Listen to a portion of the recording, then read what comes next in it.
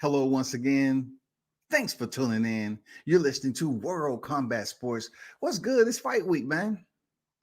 We almost there. The press conference is going on right now, so I'm gonna be dodging in and out, man, trying to listen to the press conference for UFC 259.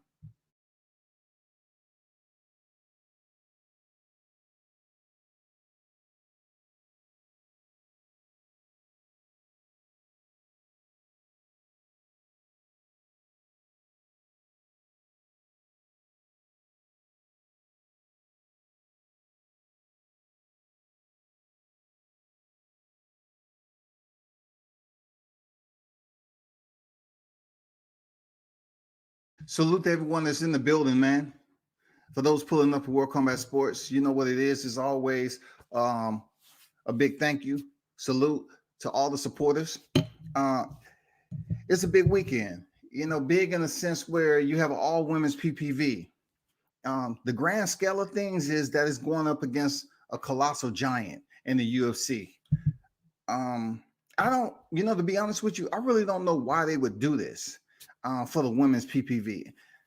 I'm trying to figure out, who was the team in charge of planning, because this is a huge undertaking. Like, you're basically scheduling the first all women's PPV, from my understanding, right? You have the headliner, Clarissa Shields, going against Marie Dakar, Flint, Michigan, and they place it in a position to fail.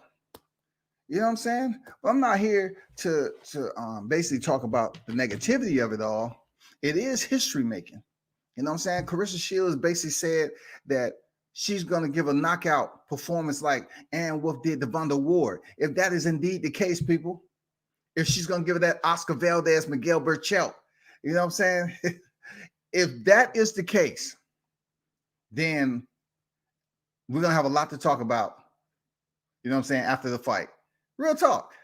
Because Marie Dakar is a tough chick, man. And we know that both fighters can box, but I definitely give an edge to Clarissa Shields as far as her defense and the way she move around, and put her punches together. I mean, she's slick. You can tell she's been in the gym with the guys, you know what I'm saying, with the fellas. So, I just look at this as being history making in a lot of ways. It's an all women's PPV, and also you have Clarissa Shields trying to attempt to contend to unify her second division. That's huge. That's big time. Real talk. I'm just curious to know why they put it up on the same weekend versus a colossal giant, where the UFC 59 is indeed one of these big fights, man. That's basically legacy. This is a legacy motherfucking card. No ifs, ands, or buts about it. This is a legacy card, y'all. If you look on my YouTube, I indeed put it in there. You know what I'm saying? I placed the whole entire fight card in there. So you can do me a favor and take a look over there. And also, I'm trying to give bits and pieces of the press conference that's going on right now with UFC 259. The press conference is out there. I just wanted to see what Israel Adesanya and Juan Blachowicz had to say to one another. You know what I'm saying? I want to see, is the trash talking going to pick up? How is Juan Blachowicz energy, knowing he's going in there against a lethal striker as Israel Adesanya? I just want to check his temperature a little bit, because this is a disrespectful fight. Real talk. It's legacy, but yet and still, the man hadn't had the opportunity to defend his belt. His first defense is the middleweight champion, man. Undefeated. He is Israel Stylebender Adesanya. I mean, come on, dude. He hadn't had the opportunity to defend his freaking belt, and his first defense is for the legacy of another fighter. If you don't tell me That is absolutely Rodney Dangerfield type mentality right there. That is absolutely saying, you know what, you're not the face of the company. I'm going to put you in here with a killer, your first defense. That's just so disrespectful.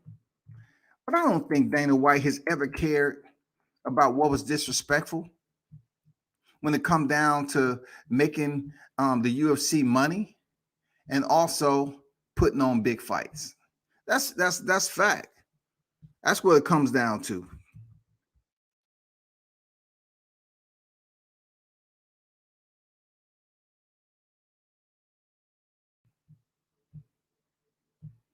Y'all give me a minute. I'm dotting in and out of this press conference trying to see what they're talking about. You know what? Hold on for a second, Shotty. Hold on for a second, Shotty. Let me see what this is about. Hold on for a second. Hold on for a second, Shotty.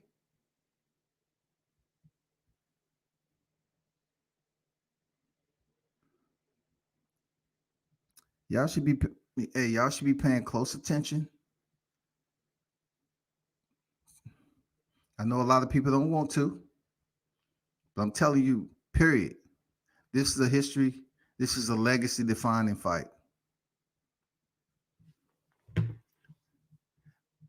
This is a legacy defining fight. So this is what's going on with World Combat Sports, right?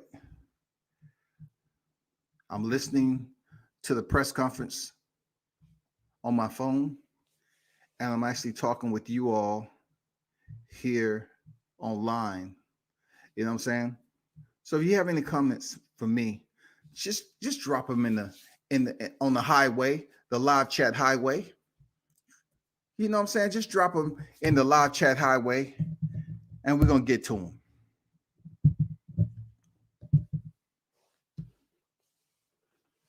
So Dana White's just talking about Khabib right now. Hold on for a second.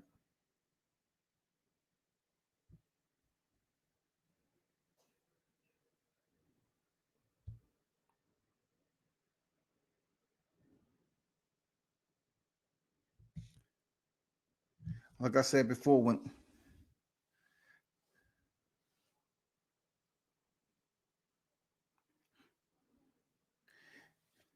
like I said, for Amanda Nunes and Megan Anderson,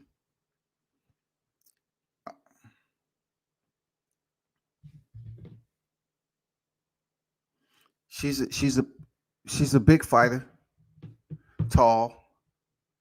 She matches up nicely with Amanda Nunes, no doubt about it.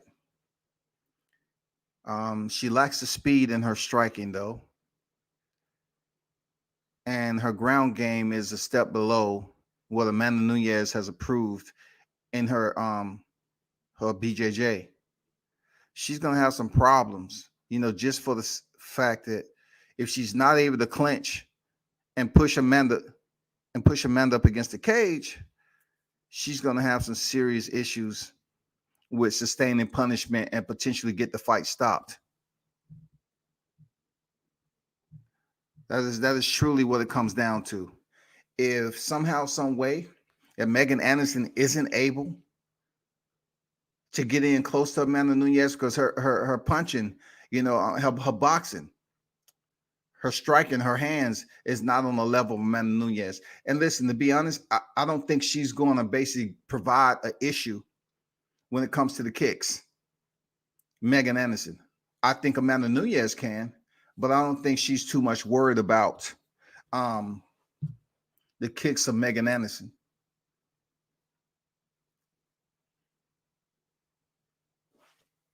I'm up here listening to my phone, the press conference, while I'm talking to y'all. Y'all have any comments about UFC 259? Any boxing related topics? Drop them in the live chat highway, and I will pull up.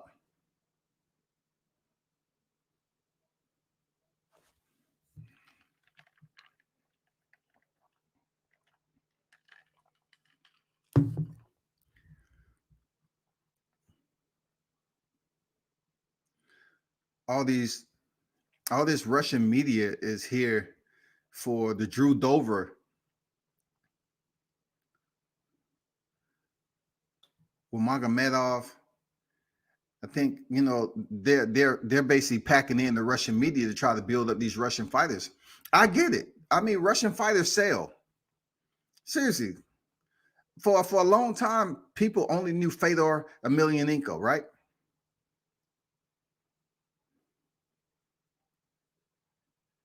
You know, he was the emperor. No one could beat him. He was a beast. So let me go back a little bit. Appreciate everyone for pulling up. You have any comments, you know, just drop them over. UFC 259 is huge, man. I'm not going to lie to you. It's huge. It's a legacy defining when it comes to comeback sports. Let me see what Warren Blachowicz and Israel Son is talking about.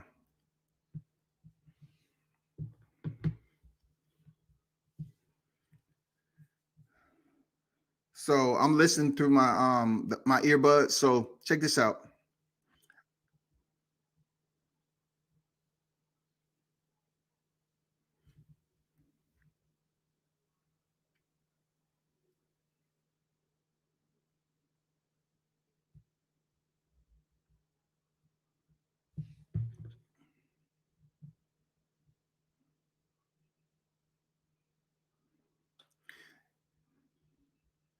You know, the strangest thing is that they always have the same guy ask the leading questions across the board. Like no other media gets the first opportunity except him. I mean, it must be nice, but I don't know. So you just got to go off how his narrative is presented.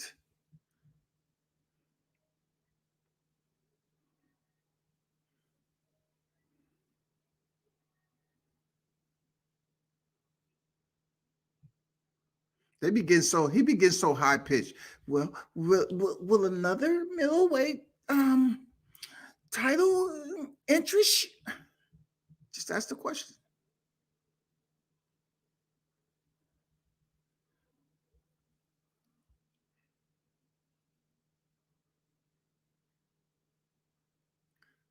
Look, if Israel Adesanya wins this fight this weekend against a bigger opponent, he's probably going to outweigh him 25 to 30 pounds, man. I'm not sure what the weight restrictions are, but Adesanya is definitely going to be the smaller fighter in there, man. It's a legacy fight. It's a history-defining fight this weekend for mixed martial arts in general. Hands down, it's one of the biggest fights in combat sports history. Preliminary. Because if indeed he beats Warren Blachowicz, Dana White is going to start promoting the fight. This will be GOAT status, period. This will be GOAT status. This is why this fight will determine GOAT status. You have an undefeated fighter in Israel Adesanya who has did leaps and bounds and kept his record unblemished in here. Him and Jon Jones match up stylistically and body composition almost equally. You know, you look and mirror across one another, height to height, reach to reach, skill for skill. Yes, I give the edge a bit to Jon Jones, but goddamn it, it's that close when it comes to Israel Adesanya. I'm not going to lie. But this fight, if he's able to pick up Jon Jones' title, which he vacated, the light heavyweight title, Dana White is for sure attempting to make this fight in 2021. This is for the mixed martial arts GOAT status in the history of the sport. You know what I'm saying? UFC. Yeah, it's been bare knuckles. It's been Valetudo. It's been all this. But I'm talking about sanctioning back in the 90s when the UFC was in the UFC is a creme de la creme of mixed martial arts. Adesanya, Jon Jones would do easily over 2 million buys. Easily. That's minimal.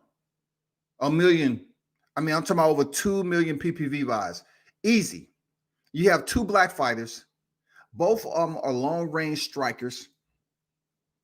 Both of them are well-skilled. And the respect level that they're going to receive in mixed martial arts as far as their fan base is going to be absolutely tremendous. So if he's able to go in here and defeat the bigger guy, more powerful guy in one Blachowicz, this is history making. This is going to be incredible. Boxing should be concerned because this particular fight right here is the fight we look for in boxing. No ifs, ands, or buts about it. We look for fights like this. This is indeed turned into a super fight. The reason why I say it's a super fight, people, is because right now you're having an individual, Israel Adesanya, who's going for 2 division championship. Not only that, if he's successful, he's going for the GOAT. Many people consider Jon Jones as the motherfucking GOAT. He is undefeated, even though he has 1 loss on his record from a DQ, but he's truly never been beaten in the cage, and Israel Adesanya's never been beaten in the cage. When it comes down to it, it's going to be nothing like Paulo Costa and Israel Adesanya with O's on their record. Believe that shit. This is going to be motherfucking epic. This is going to be one of the biggest combat sports fights, period. And listen, I know Triller wish they could have something to do with this, but it's not even going to come close, dog. This is an epic fight. This is an epic fight this weekend to set up that super fight.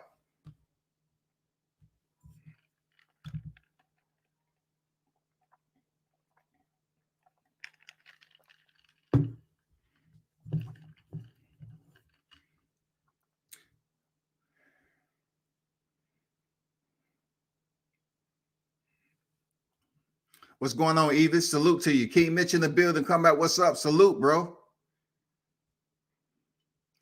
When Stylebender sprayed the crowd, I got super hyped.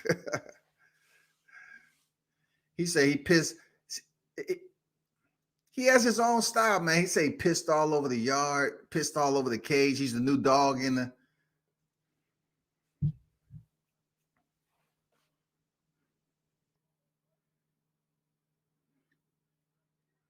See, I don't know why they have this same media guy from MMA Junkie.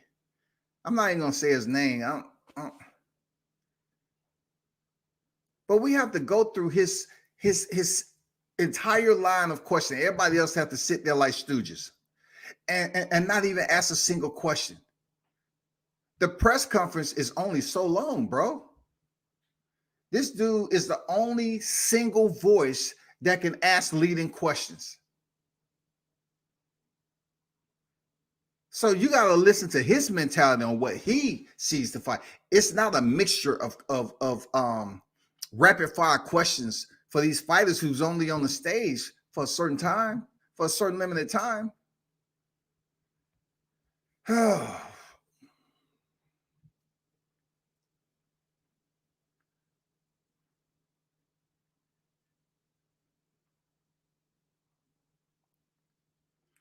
We're gonna get down to it.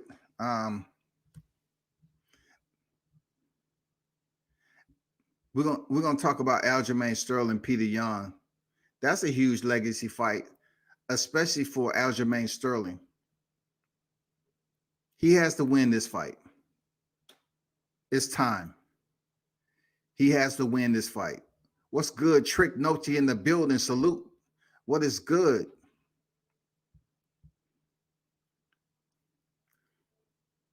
So Dana's talking about going to Texas because it's 100%.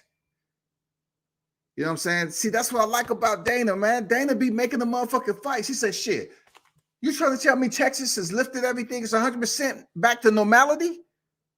We can walk around, do what the fuck we want. I'm going over to Texas. Because Dana was against the mask to begin with. I like that, man. I like it. I like it.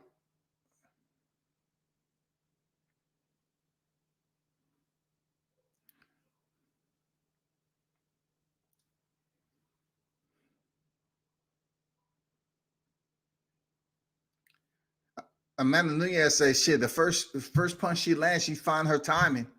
It's going to be an early night. I like Amanda Nunes. Over time, she's gotten seriously sexy. Even though she got a wife, I'm just saying, you know, she has this unique, seductive type of.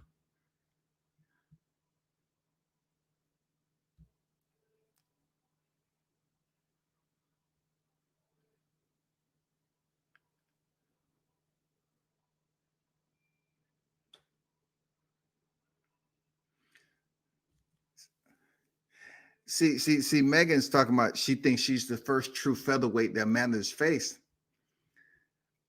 Okay, Chris Cyborg was a true featherweight, Megan. Come on now. She could barely make 140 pounds. How can you be the first true featherweight?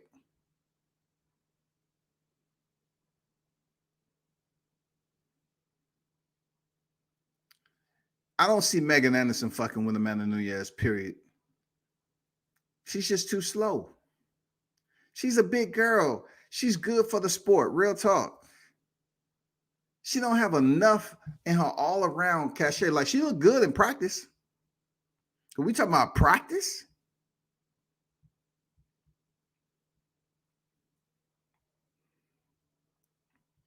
Well, I was just over there for the Gervonta Davis and Leo Santa Cruz fight. I've been over to Texas several times, man. I be trying to link up. Next time I'm in Texas, man, we're gonna do this media shit. We're gonna talk some boxing. Believe that. I'll hit you up next time I'm in Texas. Now I'm not driving 3 hours. You know what I'm saying? If Houston's like 3 hours from where I'm at, because Texas is crazy, man.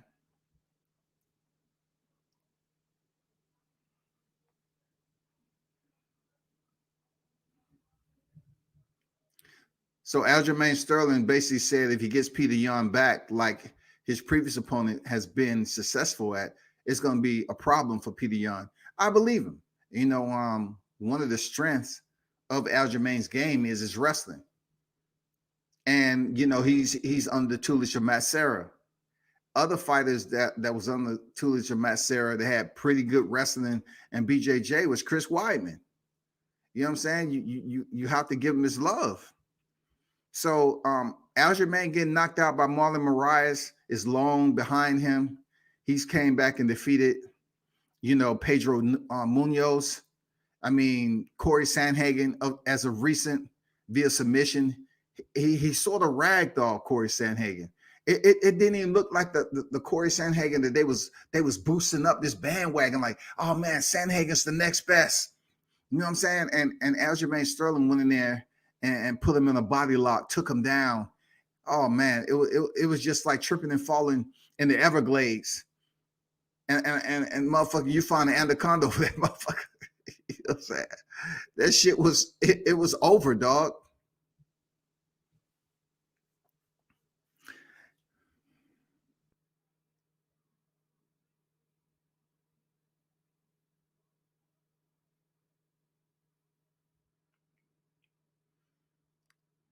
Look at the neighboring champions in the UFC.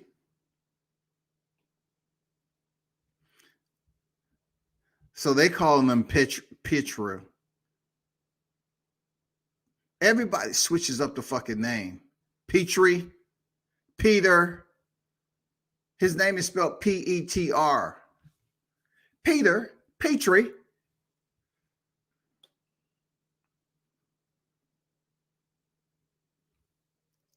So check this out. Okay. Mitch say, I didn't like him when he humped Costa. I was gonna get to that a little bit later, but since you mentioned it right now, Mitch, I get to that. Okay. Check this out, Mitch, and everybody else, right? So he say, I didn't like the way he humped Costa, though. That's some alpha male jailhouse Mike Tyson shit. Costa may have liked it though. Okay. I don't think Costa liked it. All right, even though, you know, in the moment, you know, Costa's a tough motherfucker. You know what I'm saying? But this alpha male shit with motherfucking demasculinity, you know, dehumanizing another man, doing that humping shit is absolutely what you call gay. It's a sissy type of mentality to say, okay, I'm one of the highest skilled fighters in the world, period. But yet I have to demonstrate, not to a woman, but to another man, that I'm going to dry hump them, humiliate them, as if I'm doing something that's acceptable. So you would sit out here and say, well, I'm dating women, I'm straight heterosexual, you know what I'm saying? But yet you up here dry hopping a man when he's on his knees. And like Miss said, that shit was some jailhouse shit. I didn't like it. I truly didn't like it, because I'm like this. We got too much of that shit going on where why we don't, it's almost a problem to talk about how beautiful God's creation of women was, right? We don't even see that no more. People say, oh, don't talk about that's sexual, that's just like sexual harassment. Don't talk too much about the women and talk about how they, the body type is and all this other shit. But yet they'll sit up here and tell a man to suck his dick and gyrate, hump him like you fucking them. I mean, that shit right there, that mentality, bro, that is shit that's in their mental state, period. Israel Adesanya to do that shit on live TV, the way he did it, was nasty. This nigga, he's trying to prove to the world that he's one of the most elite fighters in the world, but he might have a little feminine side. He might have this fetish about men. Seriously, this was the same dude, Israel Adesanya, who put on his IG him grabbing his dog's dick. Something isn't, you going out here hunting and you showing how masculine and how empowered you are as a man. You going out here hunting animals and shit and stripping them down, gutting them, freaking skinning them, preparing the meat. That's different. This motherfucker going out here to motherfucking try to, Israel Adesanya go hunting in the motherfucking woods. He go to mate. He's looking for male damn animals to go mate. I'm serious. This shit these neighboring fighters get away with. Seriously. That's just like Tyson Fury kissing Sefa Safari. No. Did he kiss Sefa Safari? I think he kissed Sefa Safari in the mouth. That's feminine type shit, bro. That shit that you have up here, that's a fantasy. And with all the adrenaline and everything that's going, it comes out. You know what I'm saying? We've seen it a lot of times. I just don't get where a man saying he's humiliating another man by acting like he's dry humping him. So if you're gonna do that shit in front of millions, you'll do it behind closed doors. And that's a little glitch I have with Israel Adesanya. But anyway, enough of that shit.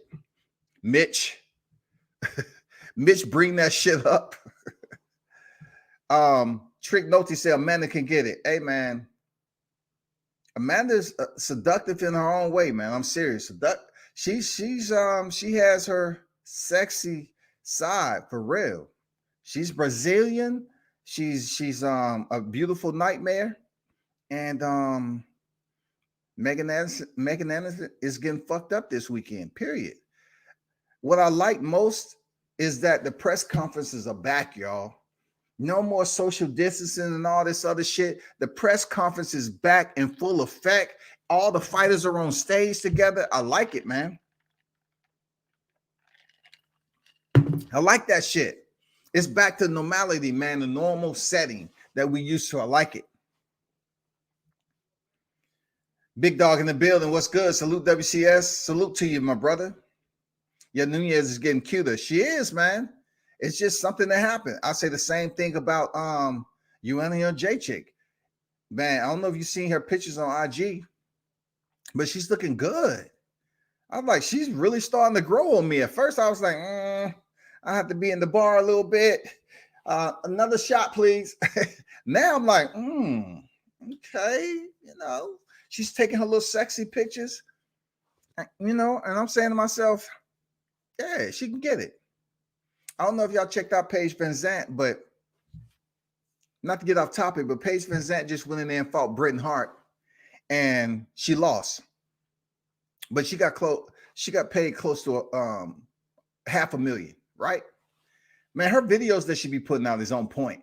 I'm not gonna lie, her videos. Paige is sexy as on the way. I mean, she married. I think that's her fiance or married. All respect, you know what I'm saying? But Paige Van Zandt, the shit she put out there, she can go in there and lose to somebody, and people still tune in her IG like, oh, whatever. What she's gonna put on IG today? I mean, she's sexy as hell, you know. And then I'm not gonna get on all the female that's in Bellator. But anyway, back to the fight game. Aljamain Sterling has to go in here and defeat Petr Yan. Petr Yan, however you want to say it. This is a huge fight for him to get it done. The first time he was close for title contention, man, he was knocked out cold. I mean, knocked out stiff. The same way that Derek Lewis just knocked out Curtis Blade. I mean, absolutely stiff. Done.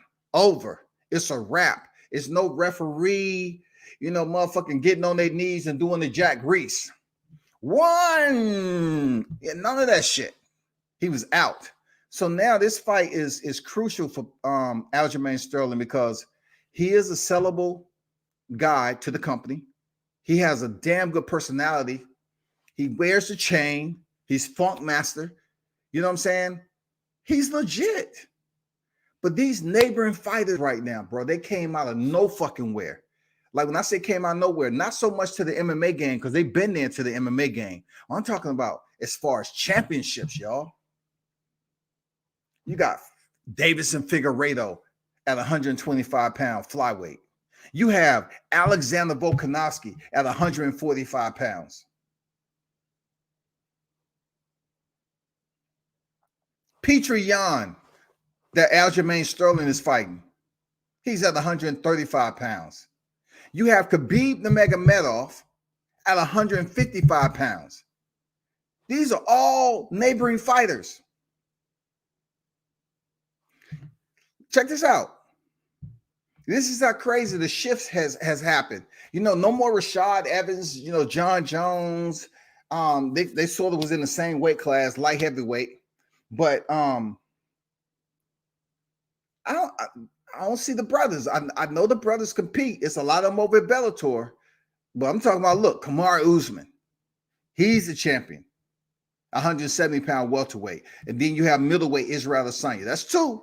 But they're African. You know what I'm saying? So moving on, you have Juan Blachowicz, 205, and then heavyweight you have Stipe Miocic. It's not a lot of brothers. It's not even a lot of European fighters, Caucasian fighters in those positions. Juan Blachowicz is from a neighboring country. Seriously. Stipe Miocic, you know, he's one of the few, but he himself, just because he reside here, it's a crazy mix-up, man. So when it comes down, you know, if Aljamain Sterling is able to win this weekend, he will pretty much be the only Black American, I'm talking about born and raised over here, champion in the UFC right now. That's real talk. At one point in time, it was Demetrius Mighty Mouse Johnson, but he was traded for Ben Askren. And he's been in one championship fucking that up. But nobody appreciated him because he didn't really sell tickets. He was a gamer, but he just sold tickets. I mean, you know, he just freaking went ahead and did his job, fucked his opponent up, and went home and played video games. You know what I'm saying? That's Demetrius Mighty Mouse Johnson. But this is a huge fight, man. This is a huge fight. Because Jon Jones, the other champion that vacated his title, Dana White is truly trying to make this fight with Israel Adesanya. If you asking me, it's supposed to, that's why I was talking about it so much. It's supposed to have went down in July this year.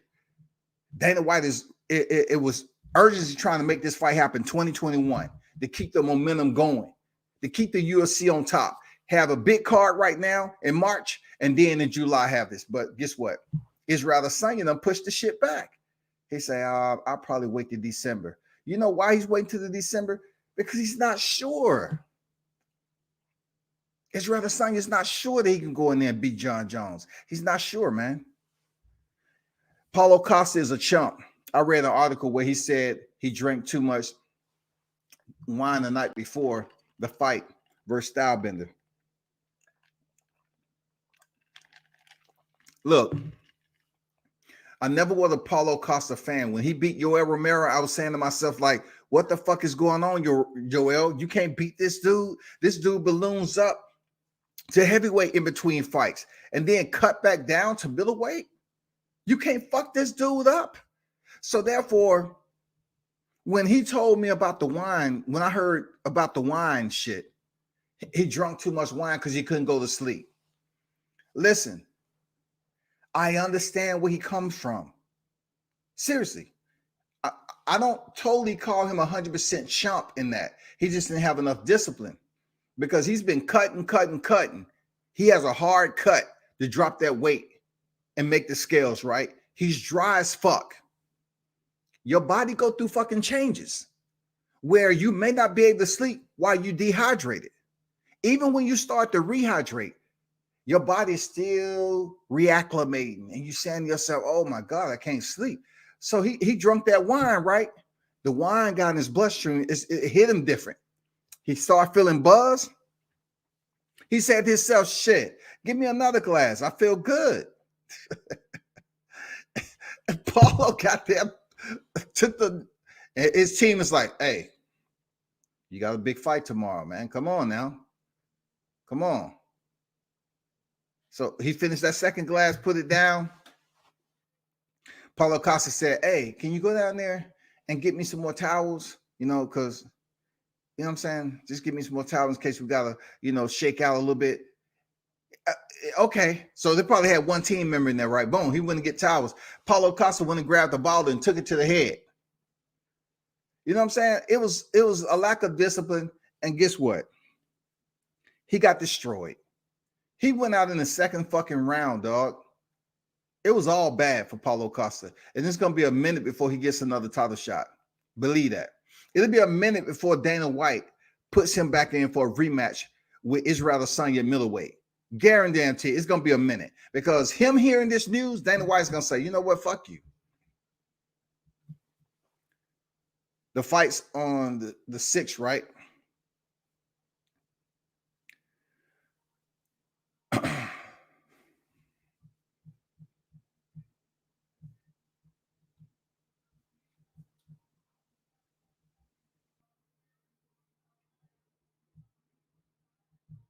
Somebody sent me a message, my fault. Josh C said the fights are on the 6th. Absolutely. UFC 259 is on the 6th. Thug Rose been fired though. Look, Thug Rose is my favorite fighter. I've said it before. Thug Rose Namajunas is my favorite fighter. I've been liking Thug Rose before she was even a champion. I liked her style when she came into the UFC. It was reckless. You know what I'm saying? She took a lot of risks.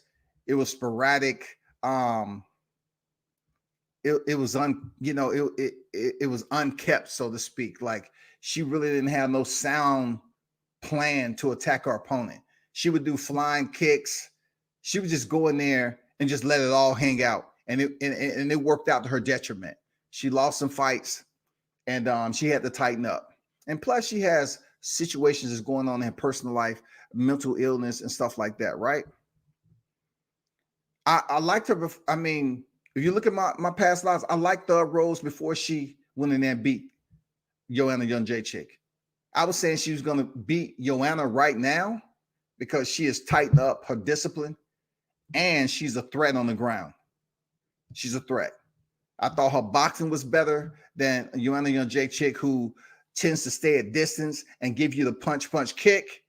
And she don't do anything. She don't really try to change levels. So if you got a fighter that's not trying to come in and change levels, the comfort zone of Thug Rose is going to be like, okay, I don't really have to worry about anything except her punching kicks. I don't have to worry about her getting in close on my hips or taking me down.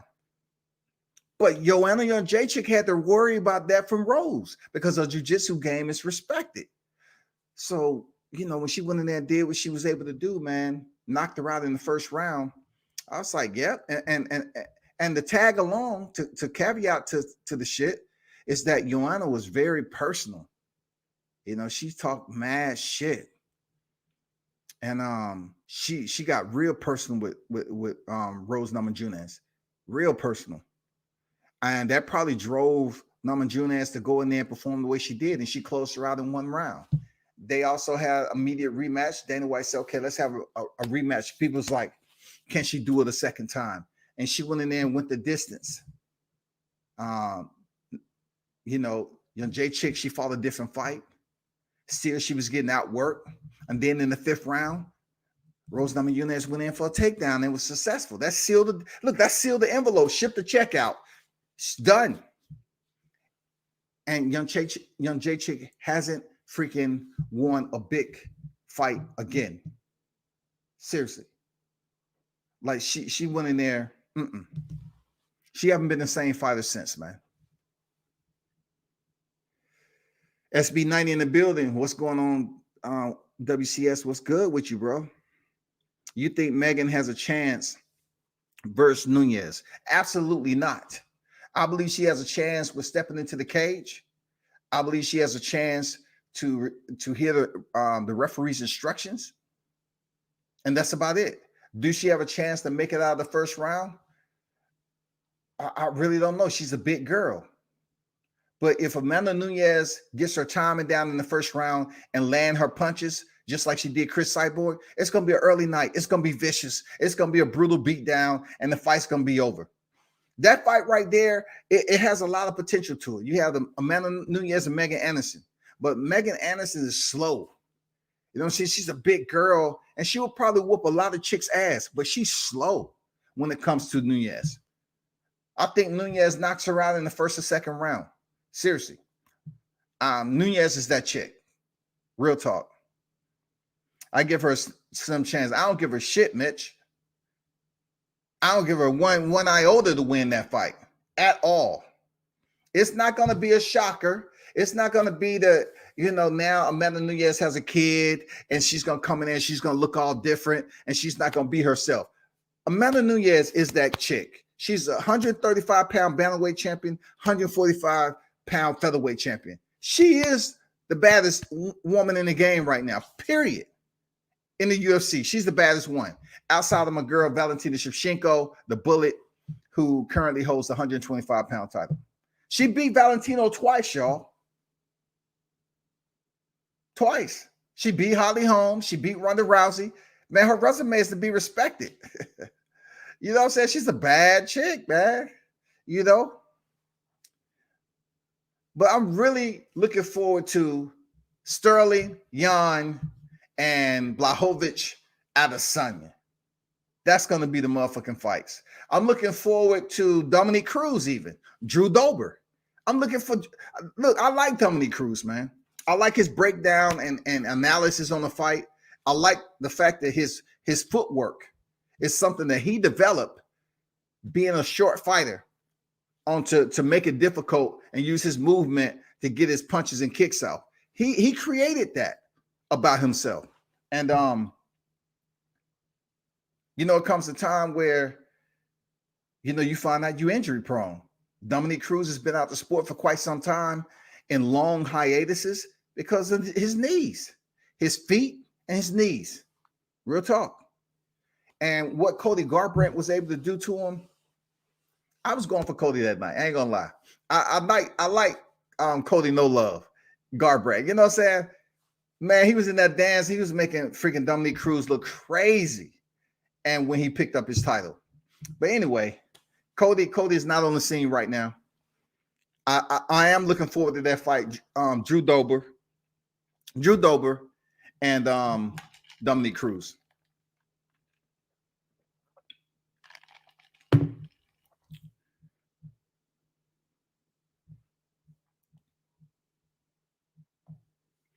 Alex Herrera in the building. Salute to you, my brother. What's good? I'm also looking forward to not Drew Dober and what did I get Drew Dober going in against that guy? But I'm looking forward to Drew Dober and Makhachev. That's who I'm looking forward to. Drew Dober and Makhachev, if that's how he pronounces his name. That's why you have a lot of Russian media in the building. That's who I'm looking forward to also. And Dominick Cruz is facing, who is that he facing again? Where you at? Dominick Cruz. Casey Kenney. Dominick Cruz is facing Casey Kenney. I'm looking forward to that fight. Thiago Santos, the one who went 5 rounds with Jon Jones, what? A shredded PCL, MCL, ACL, y'all. Can you imagine the recovery? Oh my God, the rehabilitation he had to go through. He's in there against Aleksandar Rakic. That's gonna be a good fight, man. Thiago Santos is the truth. He's the truth, man. And then when I saw Joseph Benavidez back, like when I used to stay in Orange County, right?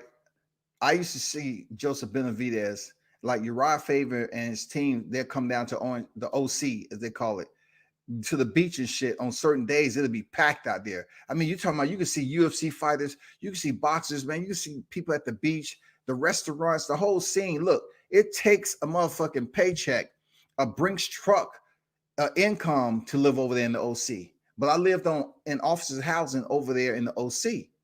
That's the best motherfucking housing they could have put up in the military. Over in Orange County, next to the beach. It was the best life ever. But anyway, I used to see Joseph Benavidez in them. You know, Uriah Faber, all them dudes, right? And this is what I was trying to make when it comes down to Aljamain Sterling. Aljamain has to win this fight against Petr Yan this weekend.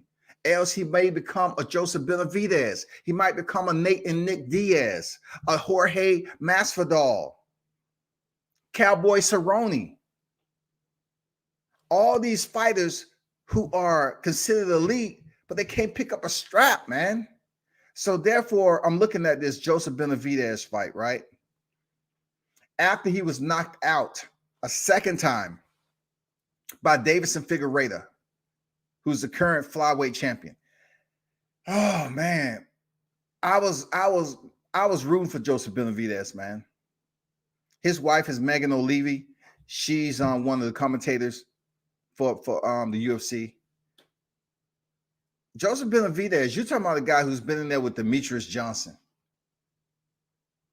Dude, he's been in there with some big fucking names. It was almost like a fucking curse, dog. Uriah Faber can't win a title in the UFC. David Benavidez. This is Team Alpha Male. This is Team motherfucking Alpha Male, right?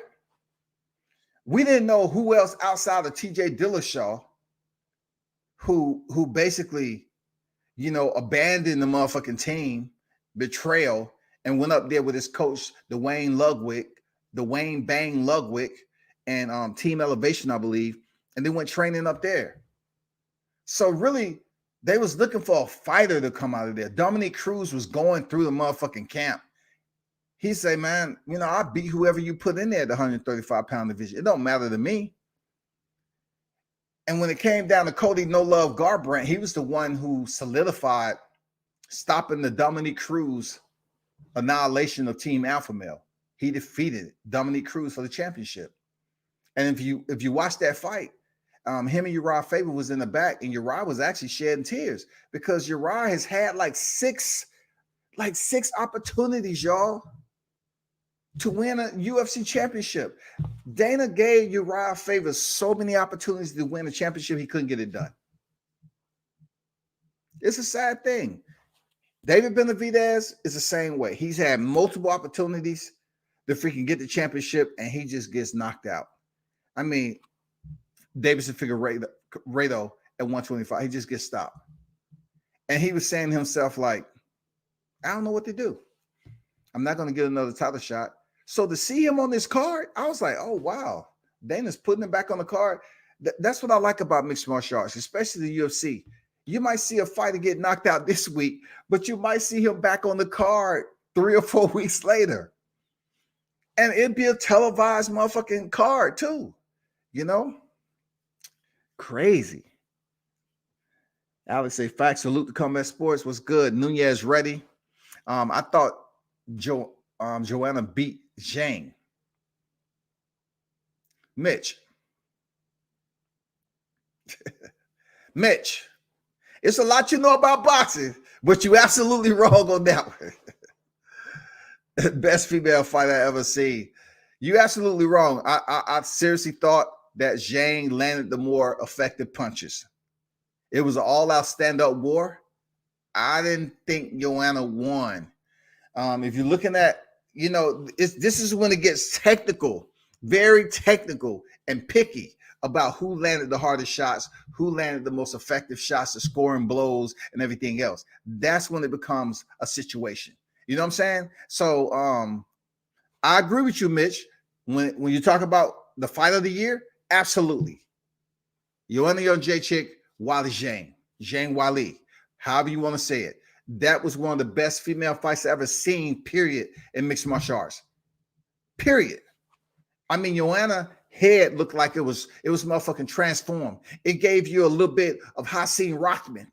You know what I'm saying? When he got headbutted, motherfucking big ass contusion, a hematoma was on this motherfucking head. Now, Joanna, her forehead was looking like a helmet. It was crazy. It's the sickest shit you'll ever see if you follow combat sports. The sickest shit you'll ever see, y'all. When it comes down to how Adesanya will fight this weekend, the HOW. That's my curiosity as to how, because this is what I see, man, that I pretty much despise about Adesanya. It's the fact on how he fought Yoel Romero. You know what I'm saying? One of the worst fights I ever seen. So I'm thinking, he went in there with a freak of nature, Yoel Romero, very explosive fighter. And I believe Yoel has what it takes to knock Israel Adesanya out. But the weird con of Yoel Romero is that for him to have such a respectful wrestling pedigree on the highest level, he's not too inclined or in Brazilian Jiu-Jitsu. He's not one of those fighters who love mat time. He gets you on the ground, it's just ground and pound. It's a difference between Yoel Romero getting you on the ground with that wrestling pedigree and then Khabib with his sambo pedigree. Khabib with his sambo pedigree, he takes you down and he will ground and pound you, but he will submit you. Yoel takes you down, he don't try to submit you at all. He just try to freaking, boom, land some shots while you're on the ground, and that's it. I really thought he could have knocked Adesanya out if he focused on basically being more active. But anyway, I'm curious to know how Adesanya's game plan is going to be. It's just something that rubbed me the wrong way when he fought Yoel Romero. He was scared of the power. He's been knocked out before in kickboxing. He's been stunned and hurt in the UFC. Robert Whittaker hurt him. I think Kevin Gastelum touched him, right?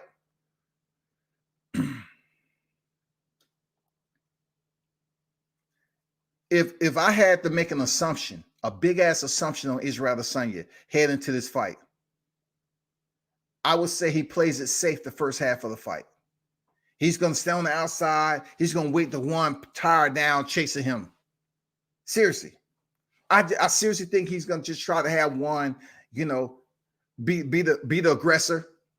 And he tried to catch him coming in, use some counter shots, use his range real well, and touch him up. But don't stay stationary. You know what I'm saying? You don't want to stay stationary with Jan Blachowicz. He does have power in his hands, and I truly believe he can knock Israel Adesanya out if he lands the right punch. I truly believe that. But also I have to look at Jan Blachowicz. He came into the UFC. This man was losing. Like, this man has 8 losses on his resume. What the fuck was he like? I don't know if it was his team or whatever, but the man was losing. Like, I don't know what was going on with this guy. I don't know. It's shit that was going on in camp that he wasn't being taught correctly. But if you was to ask me if who was going to get the title shot for the vacant light heavyweight title, I never would have thought it would be Dominick, Cruz, and Juan Blachowicz. Seriously, real talk. I never would have thought that. I'm just being honest with you. I never would have thought that shit. So check this out, though.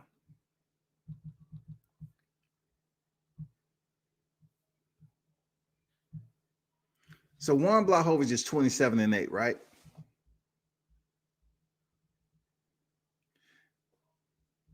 So he came into the UFC. His first fight in the UFC was 2014. He lost to Jimmy Manawa, Corey Anderson, back-to-back losses, 2015, 2015, 2 back-to-back losses in 2015.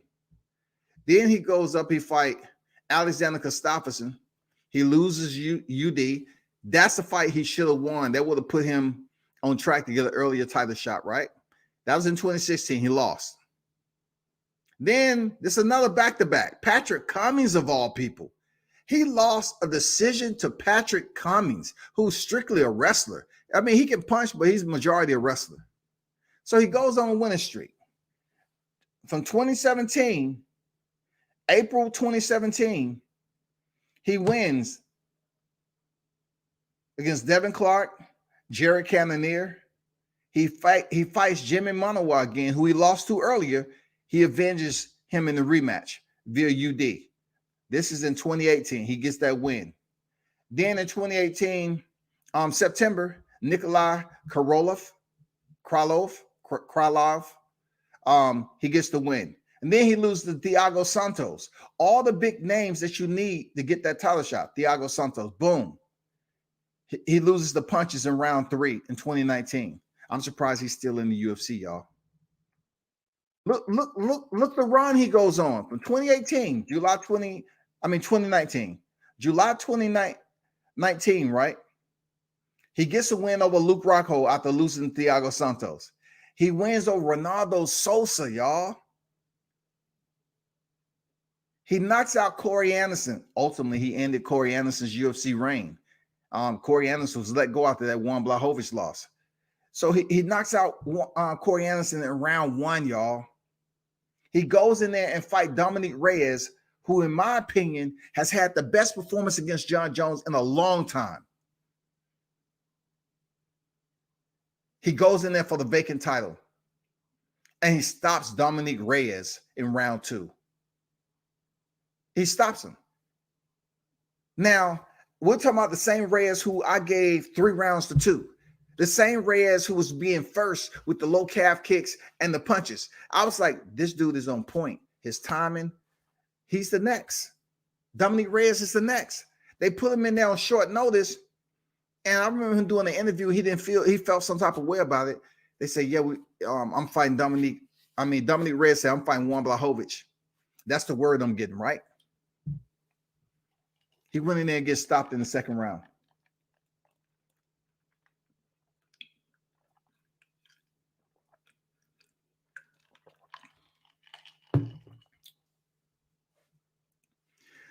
Does Juan Blachowicz has a puncher's chance? Absolutely. He has a puncher's chance. Absolutely, he does. Absolutely.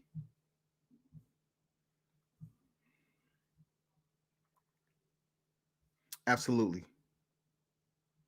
But we need to see how all of that's going to play out. You know what I'm saying? How's all this going to play out? That is the big question. That is the motherfucking big question, y'all. But look, the magnitude of this fight this weekend, people really not leaning in close to see how it's gonna kind of edge forward when it comes to mixed martial arts and boxing. Like, people watch what I tell you. It's a lot of other channels going to be attempting to talk about Jon Jones and Israel Adesanya. But I'm telling you to make sure you come over here to World Combat Sports so I can give you the breakdown, the proper breakdown of how important this fight is. This is an incredible freaking fight this weekend for Israel Adesanya. He's a current middleweight champion. He's 20-0. And for him to go over here and challenge the light heavyweight titleist in Juan Blachowicz. Something Jon Jones hasn't did in his entire career, y'all. He's never challenged for another title in a different division until now. But yet he's in retirement. So Dana White is pretty much holding him at the station, at the bus station, to see who wins between Stipe and Francis Ngannou rematch. Then they're gonna basically allow Jon to step in there with the winner. I don't want to give too much right now because I know people that don't want to give you credit for the info, but it's a lot that's going. It's a lot of puzzle pieces to this fight. One, this weekend, Adesanya has an opportunity to have one foot inside the door with GOAT status legacy. His legacy as a middleweight fighter is established. It's established. But this fight right here places him in a different category when it comes to a middleweight champion. It places him in a multi-division champion. You had Conor McGregor to do it. You had Daniel Cormier. You had Amanda Nunes. It's not easy to do this shit. So therefore, if he's able to set himself up to go over here and defeat Juan Blachowicz, he's a middleweight champion and he's the light heavyweight champion. The first to ever do it in those divisions. The first to ever do it. You heard it right here. Real talk. You heard it right here first, for sure. He's the first to ever do it. Middleweight to light heavyweight, he's the first to ever do it if he's successful this weekend. Daniel Cormier did it at the light heavyweight division and the heavyweight division. Amanda Nunes, bantamweight to featherweight. Conor McGregor, featherweight to lightweight. I don't see the comments, man. I'm trying to peep y'all the game on mixed martial arts. Y'all know it's one more out there. Come on, man. Work with me. Put it in the chat. It's one more out there, man. Just put it in the chat. You know what I'm saying? We freaking educate one another. It's one more big name out there, y'all, who's trying to do the same thing Israel Adesanya is trying to do. He's trying to do it. He may get there before Adesanya, but Adesanya said he wants to be the first to do it. And you know how he wants to do it? He wants to be the one to challenge Jon Jones with his heavyweight title at stake. So you trying to tell me Adesanya is trying to be the middleweight champion, the light heavyweight champion, 205, and move up the heavyweight and challenge Jon Jones, become the first three-weight champion? You know who else is attempting to try to do that? I know somebody in there, dude. I know somebody knows. J8 in the building. What's good? If Izzy gets the W, I don't see his point in going back down. Might be a mistake. If he feels good at that weight, because there's some big boys up there now. It's some big boys up in light heavyweight. If he feels comfortable with the punching power, you know, just putting in them rounds, if he feels like his adjustment is minimal, I agree with you, J8. I agree with you on that. But Izzy he's not a big dude. Seriously, he's not a big dude. Come back. You think Jon Jones ready? I'm ready for somebody to tell me that last name. The last name that I'm looking for. Champ. Come on, man. Give me that last name I'm looking for. Come back. You think Jon Jones ready for that heavyweight power?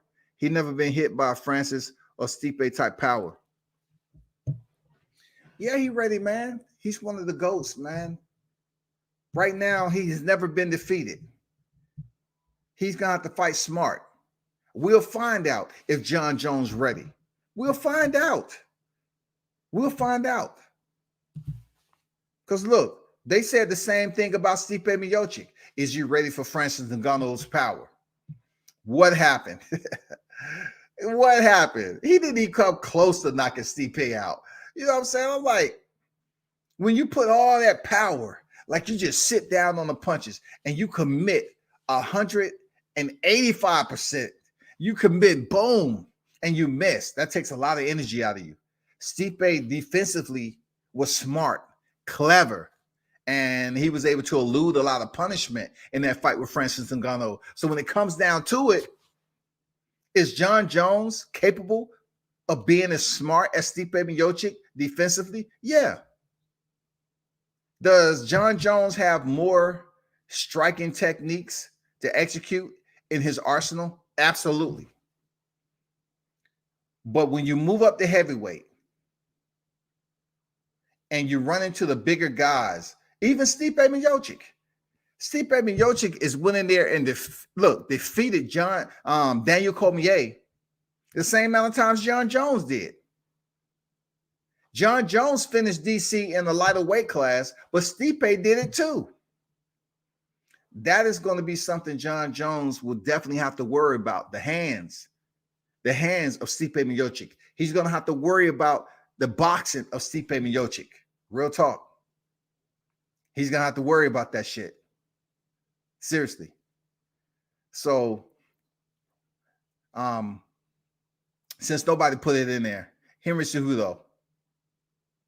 All right. Henry Cejudo is attempting to come back and fight at 145 Alexander Volkanovski and become the first 3-weight champion in the UFC. Israel Adesanya has the same. He's trying to fast track. He's trying to go to middleweight, to light heavyweight, to heavyweight. If Adesanya pulls this shit off and defeat Jon Jones, he's untouchable. He's unfucking touchable. Done. It's a wrap. He's untouchable. Bragging rights forever. If he's able to go to middleweight, light heavyweight, unscathed, y'all, unfucking scathed, and go to heavyweight and defeat Jon Jones at heavyweight, he's done. It's nothing else for him to prove. He's fucking done. Period. He'll be the first to ever do it in the UFC. Not only that, this is why this fight this weekend is so incredible, because it begins the process. It starts the process. Him getting the fight is not the process. Him winning the fight starts the process, not just for his legacy, but for superstardom, for GOAT status. It starts the process. Boom, 2-weight champion. Now he's in the motherfucking company of Daniel Cormier, Conor McGregor, Amanda Nunes, Henry Cejudo. He's in the company of that shit, right? But then again, he goes up another weight class and face Jon Jones to become the first 3-weight champion. And not only that, if he defeats Jon Jones, though, he can retire. He's done. I'm pretty sure he'll stay there to make money, but the dude is on a whole nother motherfucking mountaintop. He's in the idolatry of mixed martial artists ever to fucking do it in life.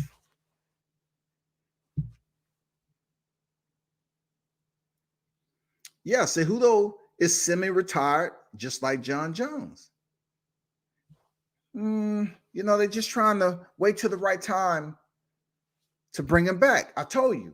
Henry Cejudo said, what more do I have to prove? I'm an Olympic gold. Look, he's an Olympic gold standard wrestler. One of the only Americans to do it, right? He's Olympic gold standard wrestler.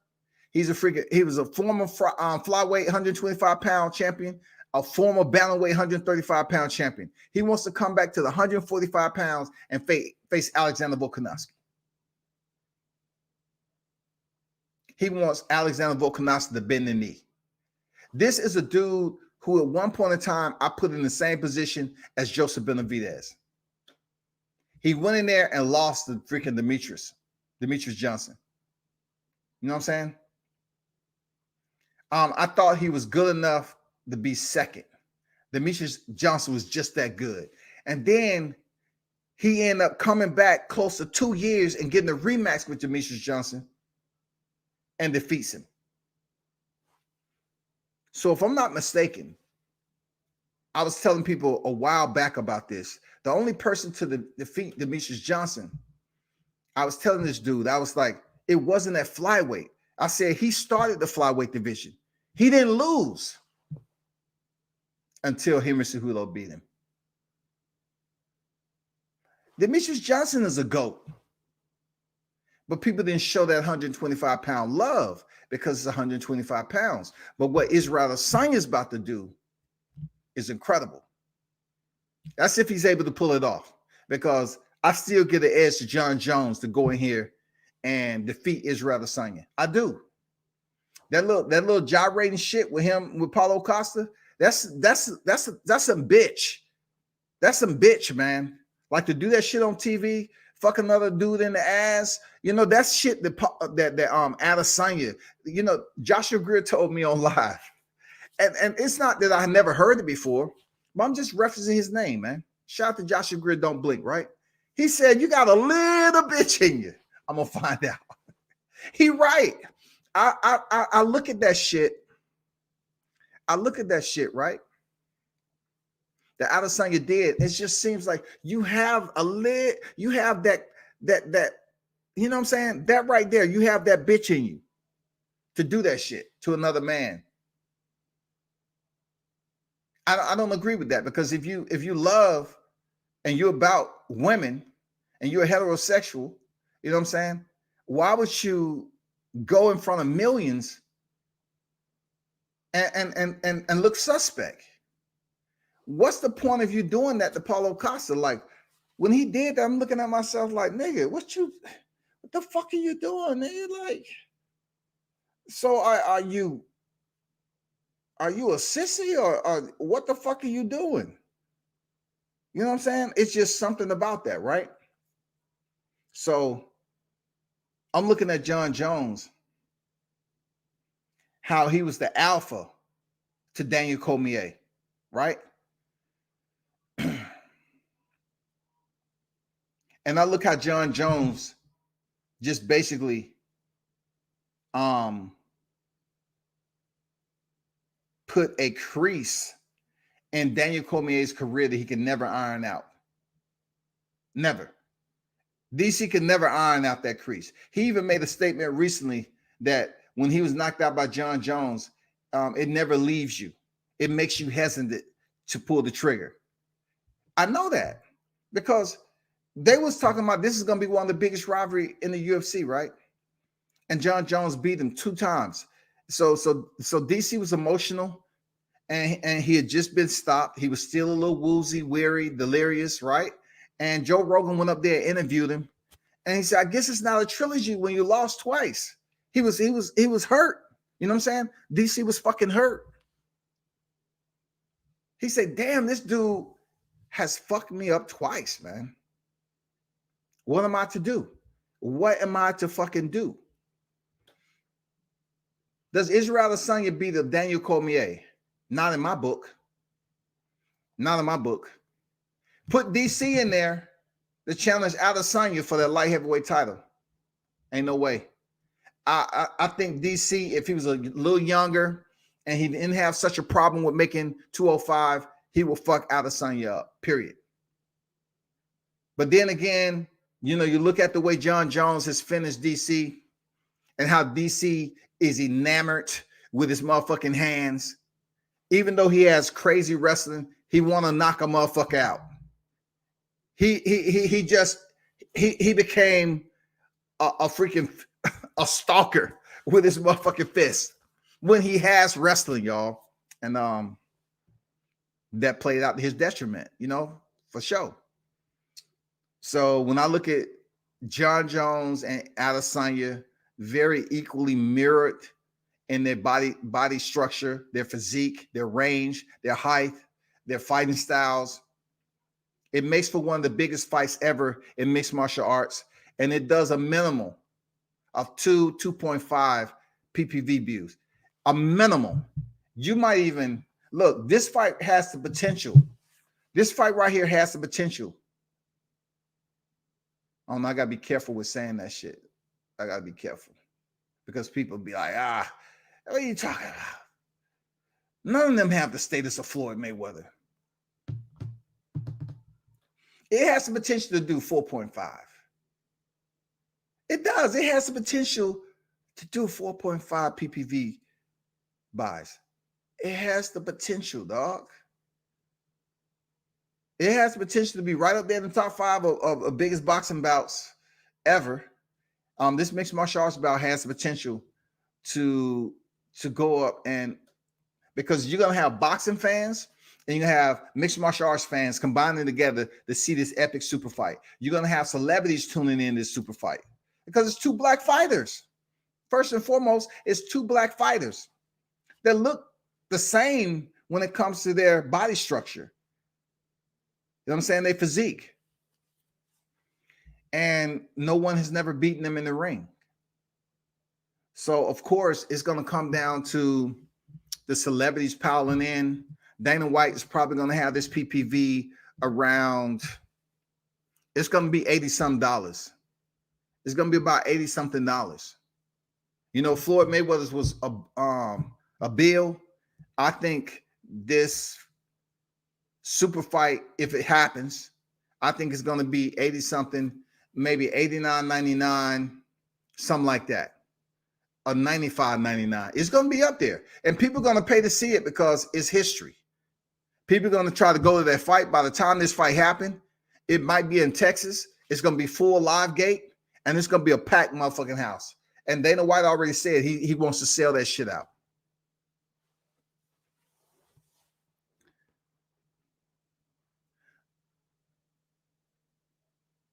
Yeah, man. Jay say, when Jon Jones beats you, you're never the same. Man, I can go down his resume, people. Loyola Machida. I know you say look at Hua and Machida. Hey, he's been in there with both of those guys, Jon Jones. Machida, Shogun Hua, Rashad Evans, Alexander Gustafsson, Thiago Santos, Daniel Cormier, JDS. I mean, he's just been in there. Rashad Evans, Stephen Bonner, Anthony Smith, Dominick Reyes. The man has been in here with some incredible freaking athletes in the game, man. The only one that people would have liked that potentially could have did solid numbers in the UFC is Jon Jones, Anthony Rumble Johnson. When I interviewed him down there at Bare Knuckle Fighting in Florida, he said the one fight that he wished he had the opportunity to have is Jon Jones.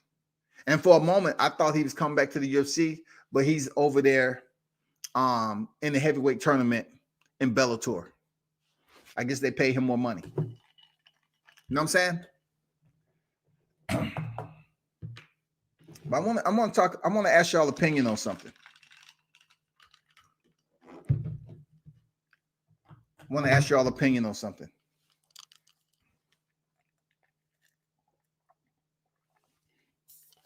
Bob Arum continues to put out the Joshua and Fury, the fight is close to being done and all that. Do y'all believe that? Do y'all believe Joshua and Fury is close to being done? I just want to get your take on it. Do you believe that Arum is just talking? Because if you don't see the fight being scheduled, if you don't see any official news being handed that the arbitration is over, why are people latching on to Tyson Fury, Anthony Joshua signed? It's done. It's agreed upon. It's over. It's going to happen. Do y'all believe that fight's going to happen? Just let me know. Do you believe that fight's going to happen? I'm going to take a break. For those of you that have UFC Fight Pass, right? Be sure to check out that fight. Michael Williams Jr. is fighting on UFC Fight Pass tonight. It should be coming up pretty soon. I'm trying to stay on here until it actually happens.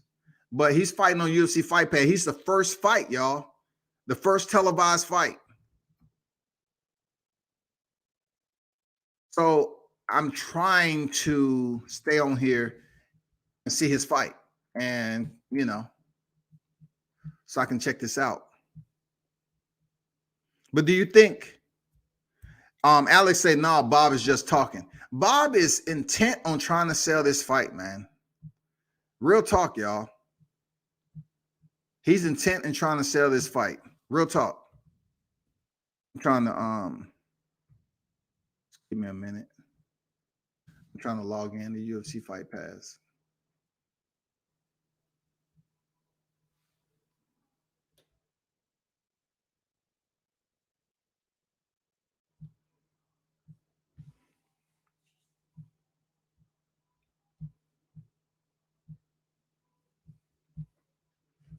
But next, I want to ask y'all about this, right?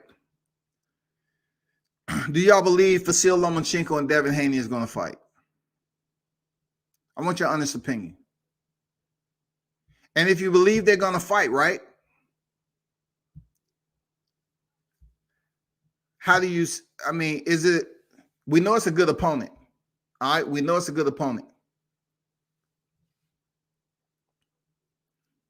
Do you think it's possibly going to happen this year?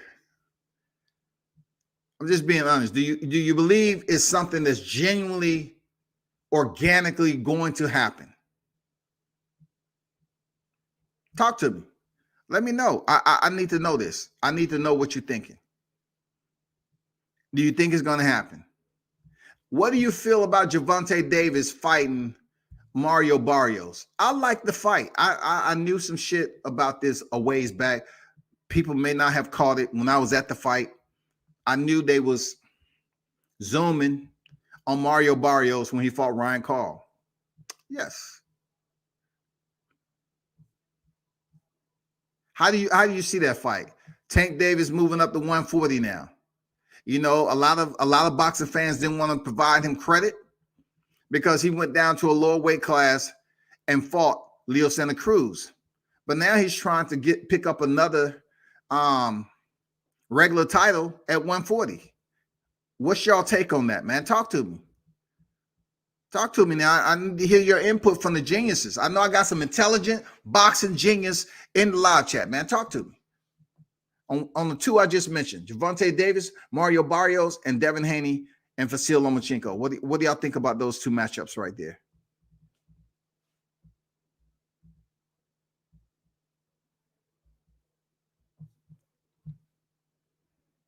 I'm trying to get your input.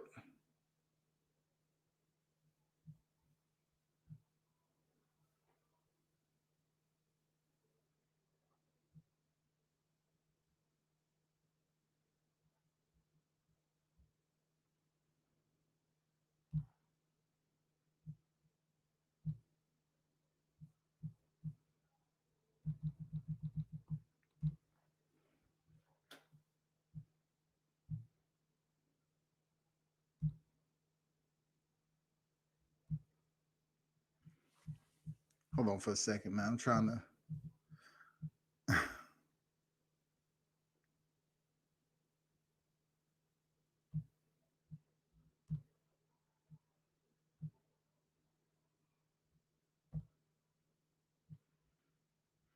I'm trying to check and see if this is the right email. It may not be the right email. So give me a minute.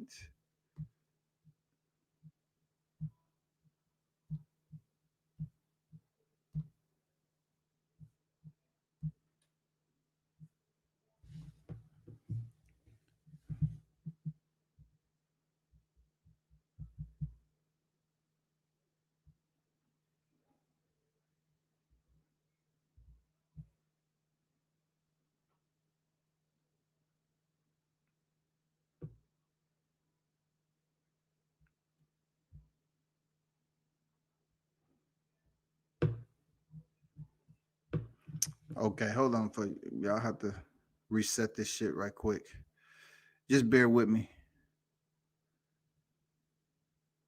I'm trying to pull up this fight card.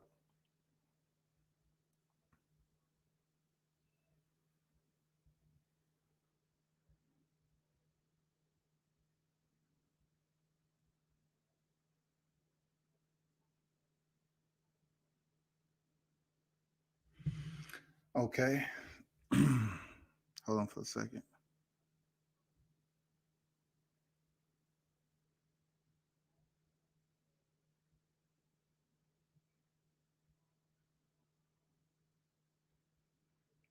I hope y'all leaving some comments, man, for real.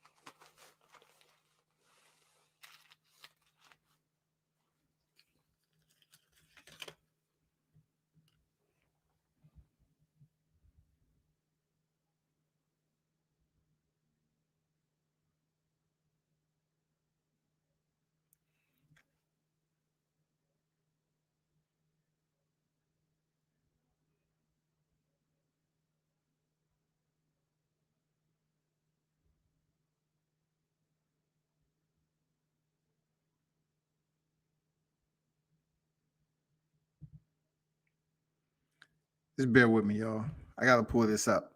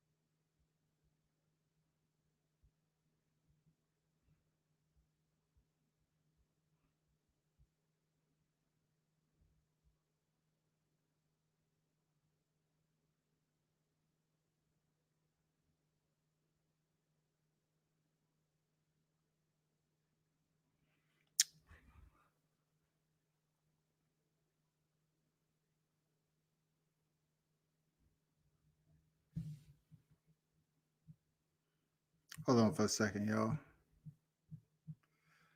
Bear with me. Hold on for a minute.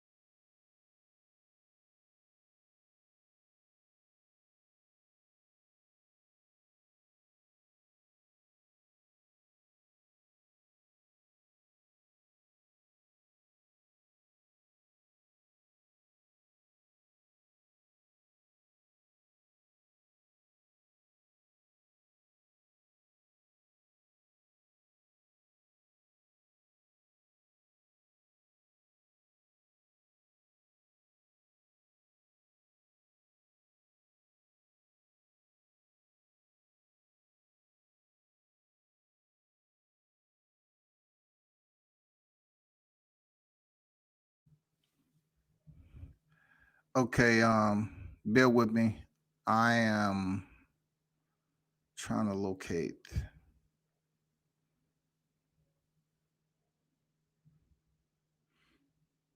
Not anytime soon, at least 202 for 2021 for Loma Haney.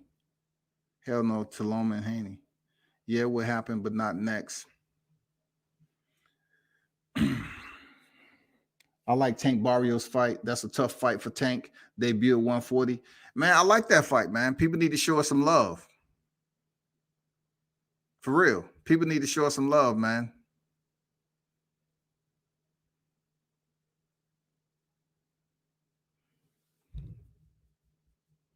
I'm trying to figure. I'm not trying to watch this.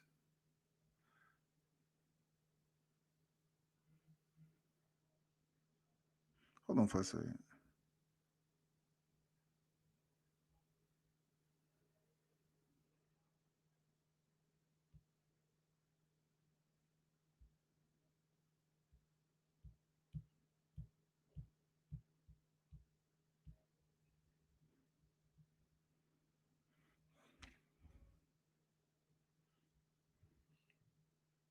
With Tio and Aaron beefing, can Tank slide in for a winner of Taylor? Hell no, that ain't happening. Hell no.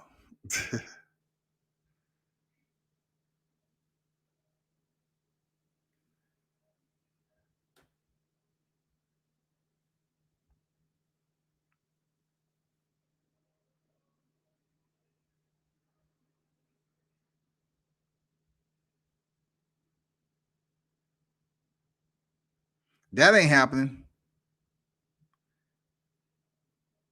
The one thing about that fight, man, I think he can get that fight without Bob Arum, man.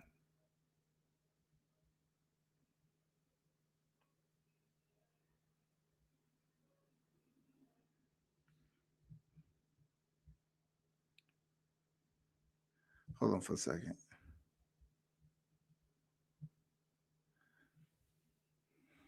Hold on, people. Teal gonna get that Jose Ramirez and Josh Taylor fight. regardless. It's a lot of money in that fight, man.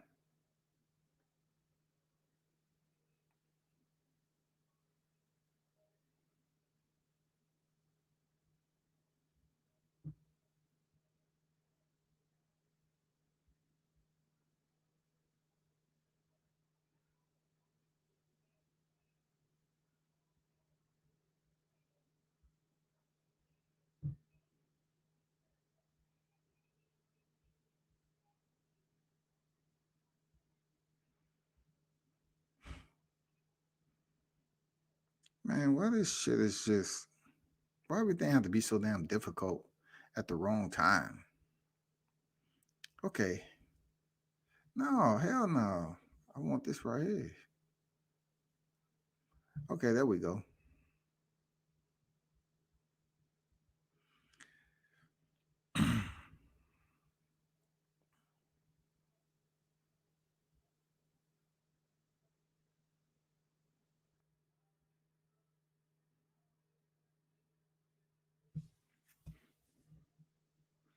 Josh Taylor said in the interview that he won't be fighting Tio.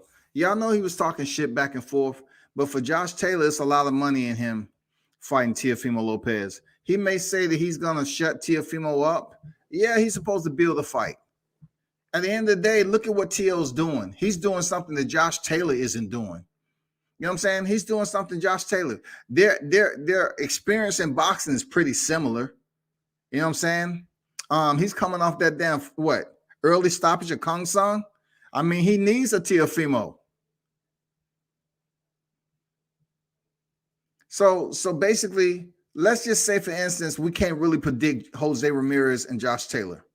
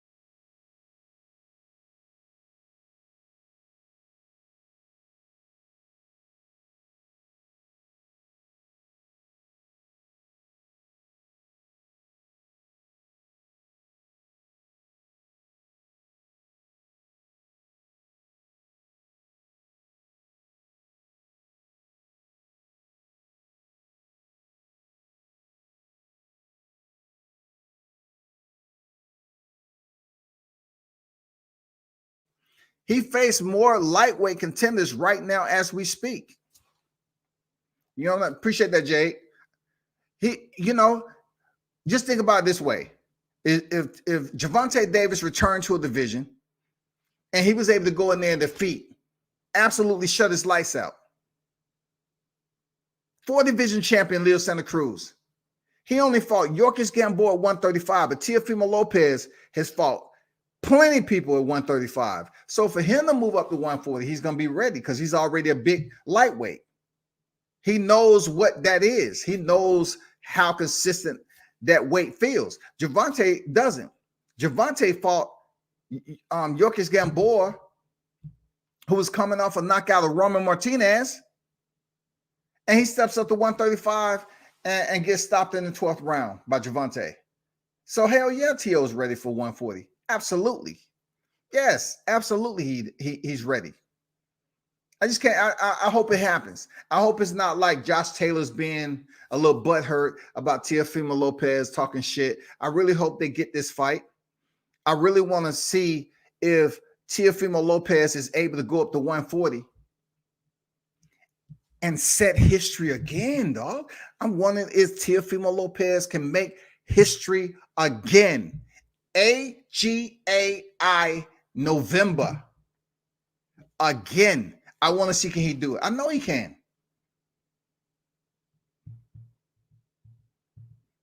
Most likely Tank will slide back to 135 after T.O. moves up, though. T.O., look, Gervonta Davis is not going out 35, bro. Gervonta Davis is not about to make a run at 140.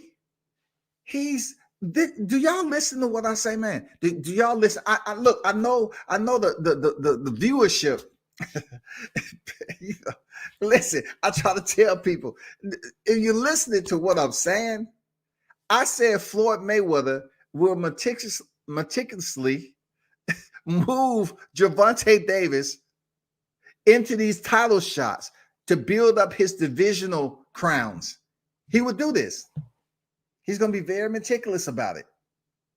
Very. And that's what he's doing.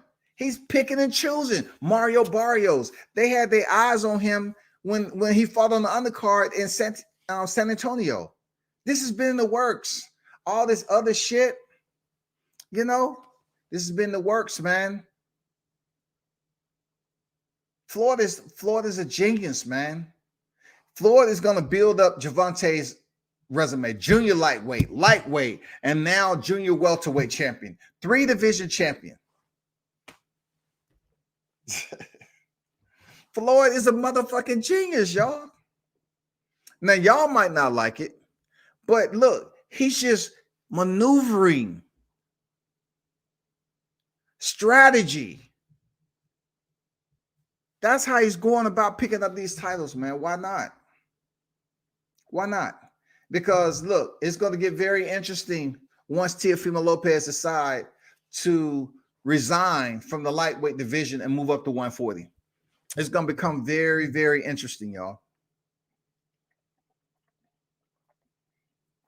Very, very interesting. It's going to become very interesting.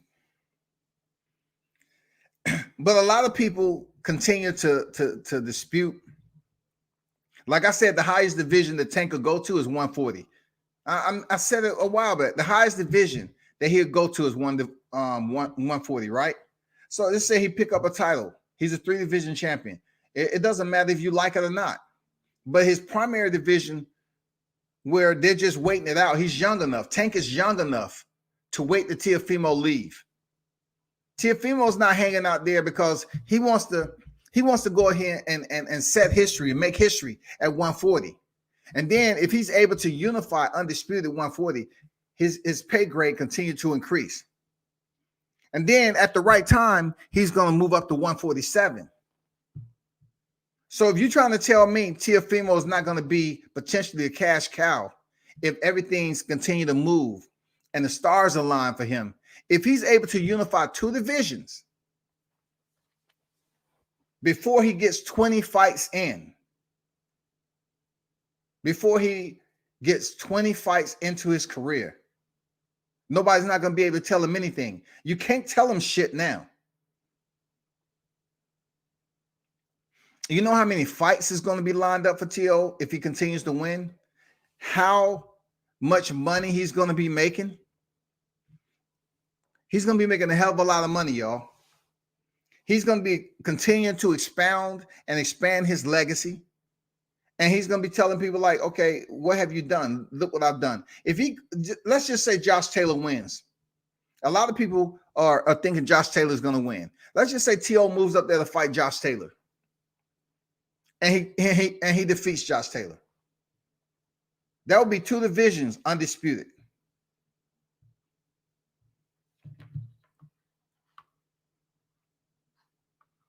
Just let that marinate. As Country Wayne said, let that sizzle in your spirit. Let that shit sizzle in your spirit right there. For real. All right, it's hard to even get a hold of T.O. right now of what's going on. But you think he moves up to 140 with all those hitters? You got Gary Antoine Russell up there. You got Elvis Rodriguez. You got Regis Prograis Rougarou. Man, you still got some hitters. You have some legitimate hitters at 140. I'm telling that division is the fights are only, in the holding pad because you have Ramirez and Taylor. If Teofimo Lopez goes up there and picks up the title, he's going to face some big names. You trying to tell me a Teofimo Lopez and Antoine Russell wouldn't be a good fight? A Regis Prograis wouldn't be a good fight? Can you imagine if they said Teofimo Lopez is facing Elvis Rodriguez? That's looking more and more inviting, being that he went the distance with his last opponent. I'm just saying it's not too many fighters out here that's equal across the board like that. I'm just letting you know.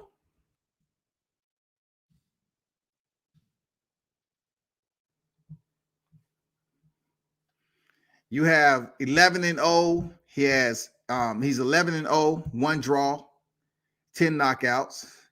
And then you have like Edgar Berlanga. He has his wins and his knockouts. You have Arthur Beterbiev, his wins, his knockouts.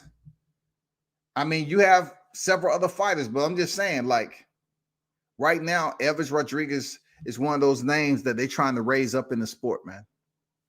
He has a long ways to go, though, especially before he's stepping there with a Teofimo Lopez, even at 140. I would like to see Gary Antoine Russell step in there. He can box his ass off. Olympian. You know what I'm saying? I want to see him in there. Absolutely. I want to see Regis Prograis. And there's several other names out there too. Let's take a look.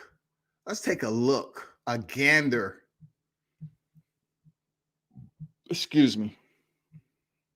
Let's take a gander at this division that's going to be hot real soon. For real. Let's take a gander at this division.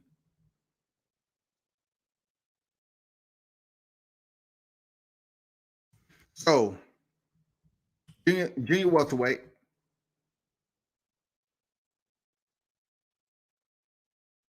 I'm gonna leave Victor Postol out of it, even though he's still legitimate.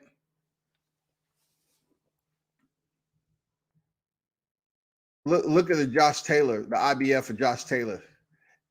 1 and 2 is empty. It's not ready. They have nobody. It's only a matter of time before they move somebody up into that position. But Barancic, he's one of those people that people are sitting up here putting a lot of faith into. Pablo Cesar Cano, it's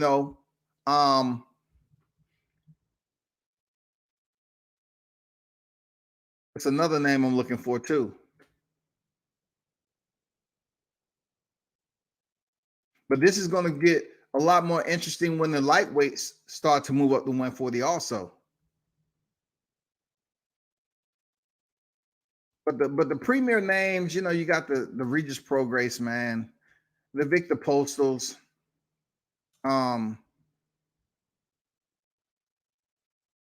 Gary Antoine Russells, Barancic.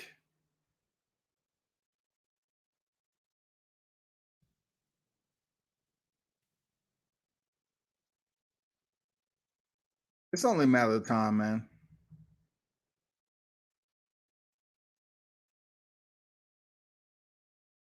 But this lightweight division right now, it's on point, man. It's on fire. It's on fire, man. I'm just waiting for Rolando Romero to hook up with somebody. We won't see Teofimo Lopez fight Rolando Romero. We won't see that because they boys. We're already seeing him disperse of Vasyl Lomachenko. So right now, he has George Kambosos Jr. that he's getting, at 3.9, take home probably 3.1.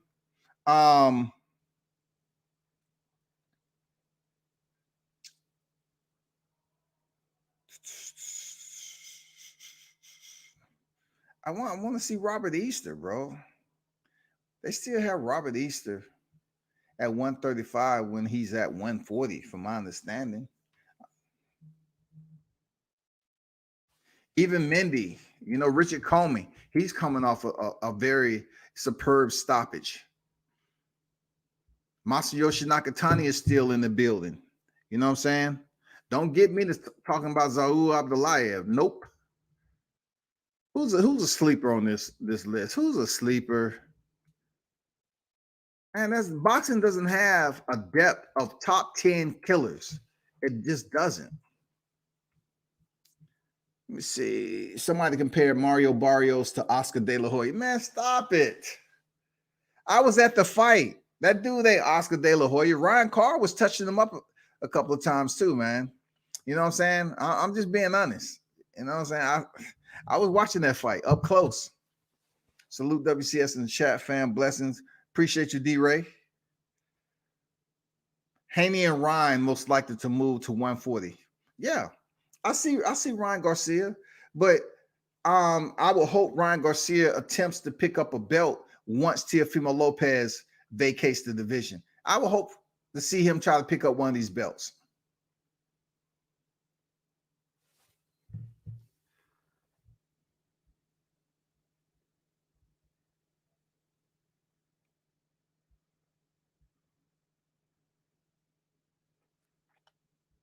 Hold on for a second.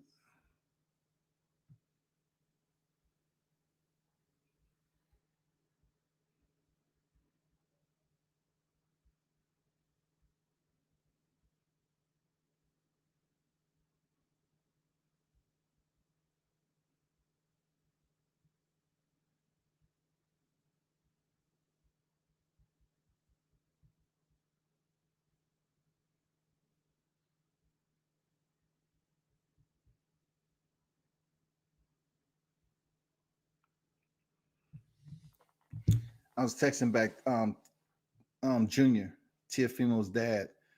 I'm trying to set up that fight. I'm trying to set up that interview, that fight. I'm trying to set up that interview for tomorrow. Hey. We'll see if it happens. I'm not telling you anything. Believe me, I'm not telling you anything, but I definitely want to speak to Teofimo Lopez, man. I have some questions that I know he'll answer. Last time he was in the gym. So I'm definitely trying to have a sit-down interview with Teo so he can answer some of these questions, man.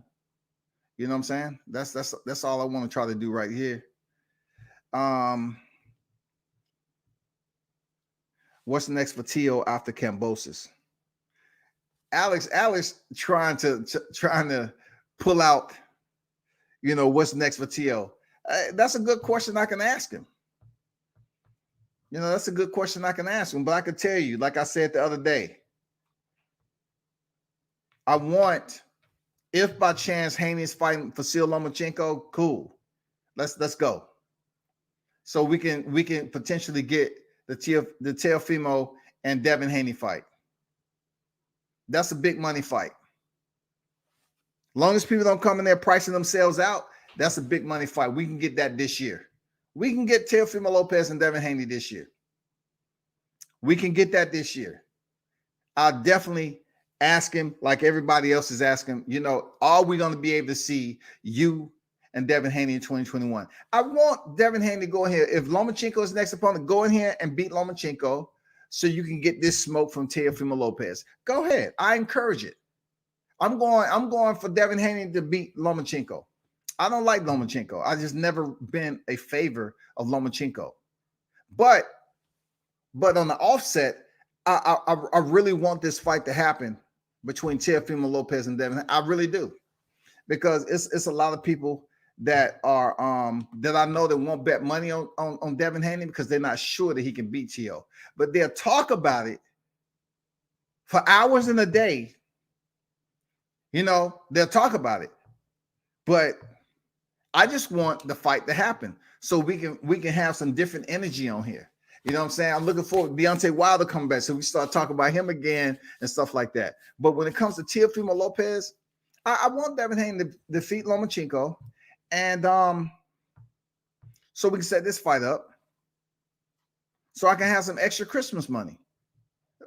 Fuck a stimulus check. We want this Teofimo Lopez and Devin Haney. Yeah. I want to put all this shit to bed. All this shit to bed. All the rah-rah and all this other shit that people leaving in my inbox, put all that to rest. I want you to talk about something else. Just talk about something else. I'm pushing for Teo to fight Devin Haney after Kambosos. Let's get it over with. Let's get it over with. Fuck it. Get it over with. Stop procrastinating. Get this shit over with. You know? But he does need to fight somebody like Lomachenko, at least to have one credible name that's on the pound-for-pound list to sell this fight. One. He needs that Lomachenko. Lomachenko is on the pound-for-pound list still with no belts. Go ahead. Get this. Get out the way so we can start talking about the promo, the lead up, and, you know, the shit talking. I'm going to do this, and this, and all this. I'm telling you, that fight is going to be easier than people think. I'm telling you, dog. I'm telling you, man. I'm telling you, dog, for sure. That shit going to be easier than what people think, man. T.O. going to make that shit look easy, man. I said it before, I don't see anything special at 140. Is it true Canelo said, I don't know why Charlo came to this fight?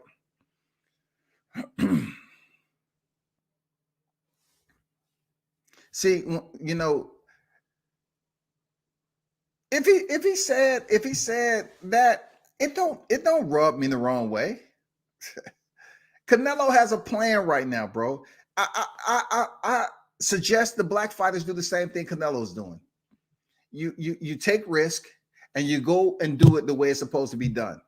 You continue to get the win with the crowns. So therefore, let's just say, for instance, Canelo said, I don't know why he had to fight. Let's just say, for instance, does it really rub me the wrong way? It doesn't. I don't care, y'all. Because really, Jamar Charlo didn't call out Canelo Alvarez recently until freaking Errol Spence did. Real talk. We didn't hear shit about it.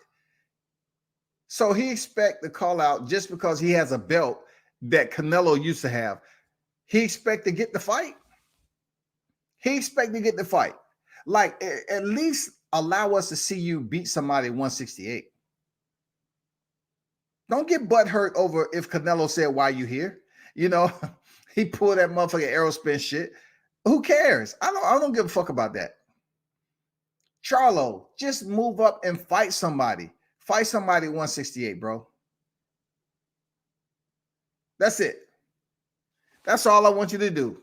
I like Charlo fighting style. Fight somebody at 68 so we can kind of, you know, bring this closer together if Caleb Plant doesn't fight. Because when I'm hearing Caleb Plant maybe pushing this fight back, he might have, you know, some type of injury. I don't know. But let's say Canelo in May goes in there and disperses Billy Joe Saunders. Maybe Charlo can get the end of the year fight.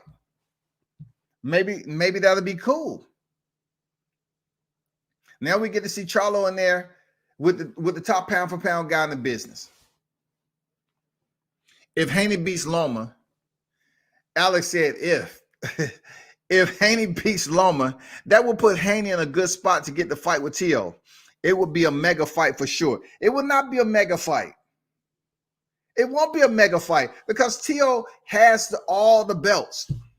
Well, I take that back. I stand corrected, Alex. I stand corrected. It would be a mega fight. It would be for all the crowns.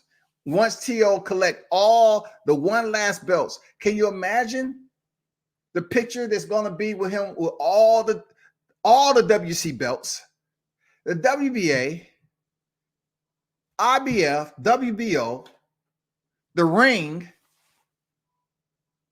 It would be mega. You're right. Could you imagine what the picture's going to look like? Like, he's blowing up Twitter as we know it. But can you imagine what that last WBC belt is going to do to his collection? Look, he'll hold on to it for about 20, now I say about maybe 10, 15 days. You know, he has to do press tours and not press tours. He has to do post-fight, press tours and shit, talk to the mainstream network with all the belts. And then it's gonna come a point in time and say, well, it's been nice, but I'm getting off this WBC belt. He's gonna put that shit back out there. You know, if he decides to keep it several months, okay, cool. But during that time period, he's gonna take all the pictures and everything he needs to do, and he's gonna have every last single belt in the lightweight division. Every last one of them. And see, Alex, this is what I want y'all to understand. Like, I have no problem putting all the investor interest, no hesitation and confidence, and saying he's going to beat Devin Haney, right? But ask the Devin Haney fans, are they that confident that he's going to go in there and beat Teofimo Lopez? A lot of them, they're unsure of that, Alex. They're uncertain to fully commit to saying yes. They will not fully commit. That's all I'm saying. Fully commit. Be 100% confident, certain on your fighter. Don't have 1 foot over here, 1 foot over there, ta. No, we don't want none of that. Right here, stand your square and say, I know for a fact, I know for certain.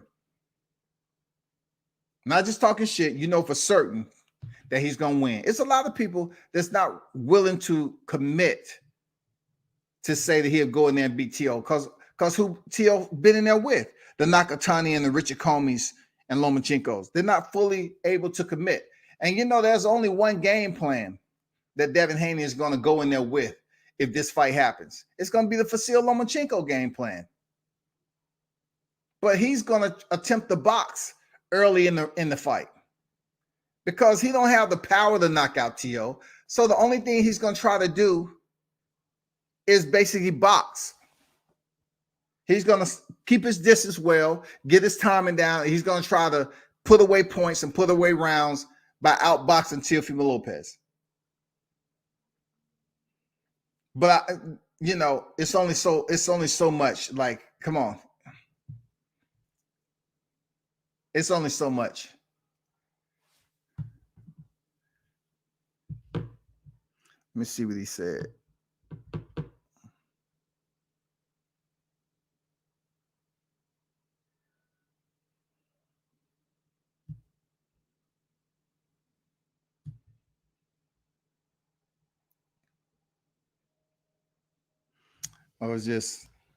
They sending me information that Roy Jones want to fight Anderson Silva. So, if that's the case right now, man, if he want to fight Anderson Silva in a boxing match, I think he'll fuck Anderson Silva up in a boxing match right now. Seriously. A lot of people are not going to understand that because they're still looking at the old Anderson Silva, man, when they were saying he was a GOAT. That's what they're looking at. But you have to understand the Chris Weidmans.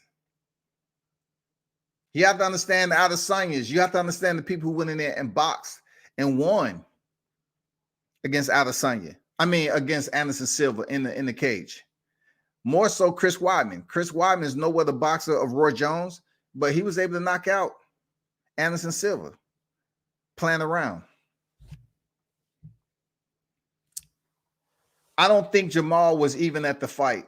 I saw Mel and Derrick James there. Listen, if Mel and Derrick James was at the fight, you know what I'm saying? They was at the fight. It's not too much I got to say about it. I know Jermell Charlo is not trying to get a fight with Canelo. Now, I will have mad respect. I will have mad respect for Mel Charlo if he was stepping up to fight. Mad respect. If he was stepping up to fight Canelo. If he can even get that fight. Because what I respect about Mel Charlo, he's this close to being undisputed. Some his brother hasn't even done yet. He's about to become undisputed junior middleweight world champion. That's big. Oh yeah, agree. Anderson Silva got no business in that box. Man, he gonna fuck him up, man. He's gonna fuck him up. And I hope to get Roy Jones. If this fight is true, I am looking forward to getting Roy Jones on here to talk about it. That's no cap. I'm definitely looking forward to get him on here talking about this fight. I am the 54 Charlo. Oh yeah, agree. D-Ray, what is 50-50? It's a 50-50 fight. You talking about it's a 50-50 fight with the Maul Charlo? With the Maul Charlo and Canelo? What's a 50-50, D-Ray? What's a 50-50?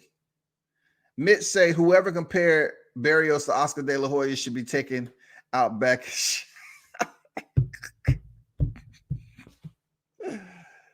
Oh man, why is the violence, man? What is going on with the violence?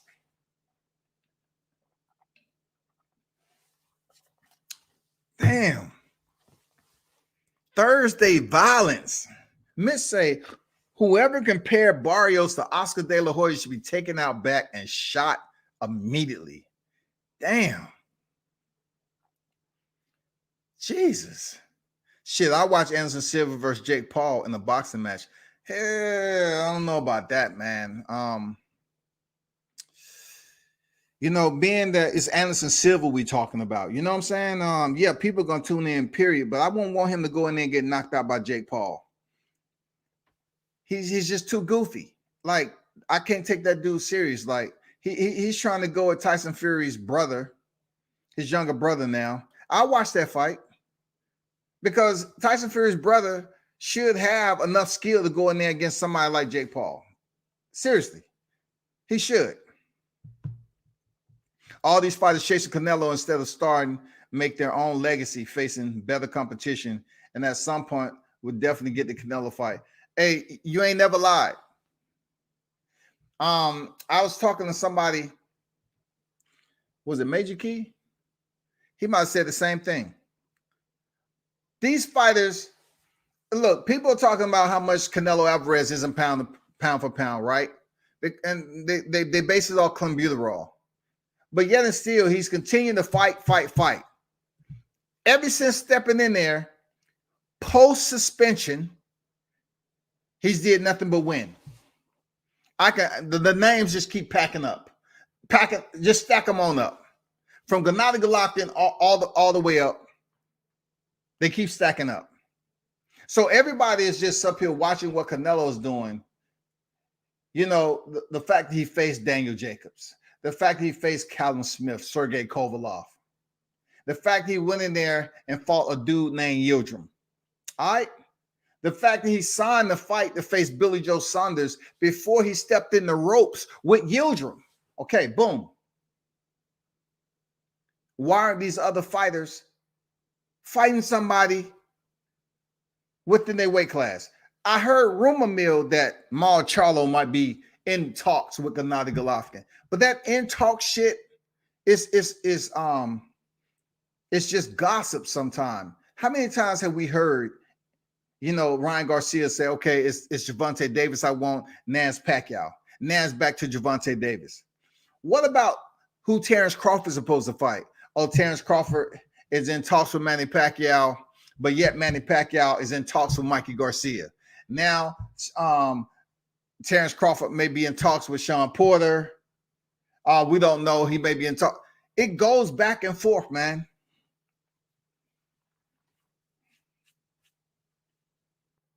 It goes back and forth all the fucking time. So I really don't want to start putting too much emphasis and say, well, Jamal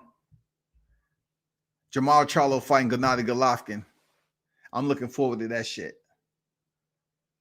In a way, I am, because I really want to see, can Jamal go over here and dominate Gennady Golovkin? Seriously. I mean, we saw the fight he had with Sergey Derevyanchenko, all right? But I really want to see, can he go over here and dominate or have a solid showing with Gennady Golovkin? Real talk. All these fighters choosing Canelo instead of start making their own legs, facing better competition. They need to, man. Roy Carey, the camera like Mayweather did Conor. Roy Carey. Well, Anderson Silva should be able to carry himself. You know, I don't think he should be that easy of a fight that Roy has to carry him like Floyd did Conor. See, Conor wasn't on the level of Anderson Silva, even though he's a 2-division champion. Anderson Silva, at one point in time, he did shit Conor never did. I mean, his defense and shit was way better than Conor McGregor. Him being to elude and then land counter shots on his opponent, whether it be with a front kick, punch. I mean, he was on a whole nother level of elite. But now, Roy Jones, after seeing him in there with Mike Tyson, I don't know, man. Anderson Silva should be able to carry his own suitcase.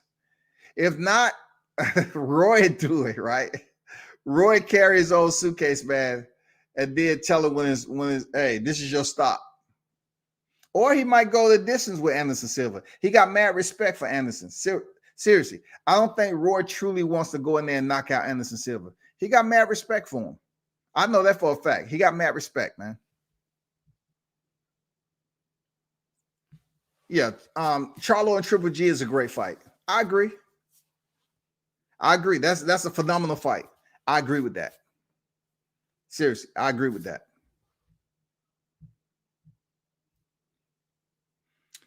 Hey, y'all hold up for a second, man.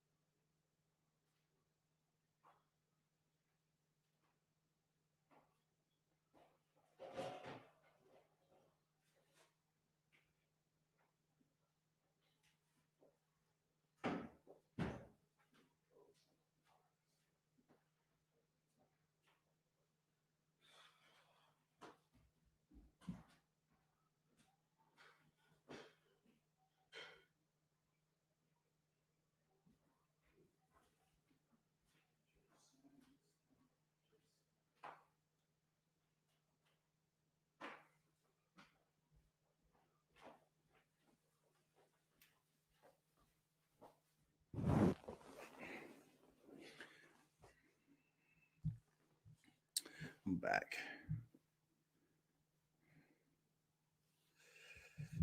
But it's before this event start. I'm trying to wait for the event to start on UFC Fight Pass. Those of you that have UFC Fight Pass, man, RJJ Boxing presents Vera Jr. versus Pendaris. It's coming on. Hold on for a second.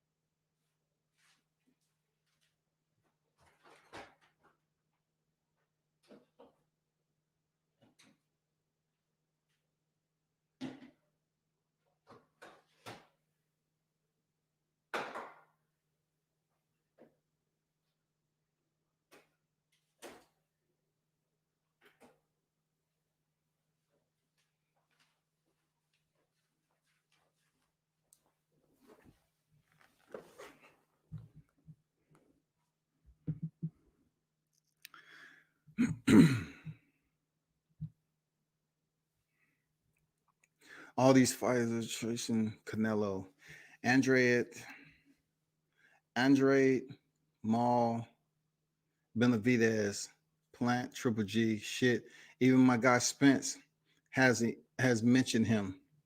Jamel Charlo isn't one of them though. He all business at 154 right now. Yeah, Mel Charlo, man, he knows he has Brian Castano left over. So you're right about Mitch. You're right. That's 100% correct. You know, he's been focused on getting those undisputed titles. Ain't nobody nobody can really tell him shit now. But you know, the weird thing about the energy with him having those titles that he's not getting that same type of spirit that Teofimo Lopez is getting at lightweight. And he doesn't have a franchise included. But like he's very close to facing Brian Castano for the undisputed titles at junior middleweight, but yet people don't talk about it and highlight it all the time like they should. You know what I'm saying? People not talking about like this lightweight division. But yeah, like you said, he's basically all about business. That's his focus. And he's doing a damn good job at it. I ain't gonna lie. He's doing what the fuck he's supposed to do, Mel Charlo. Just stay off IG, you know, talking shit about your brother. You know what I'm saying? Stay off IG, bro. Next top fighter to share the ring with Triple G will whoop his ass. I hope so. I am tired of Triple G standing around. That IBF was a gift. We all know he lost that fight to Sergey Derevyanchenko. It was a motherfucking gift, man. It was a gift.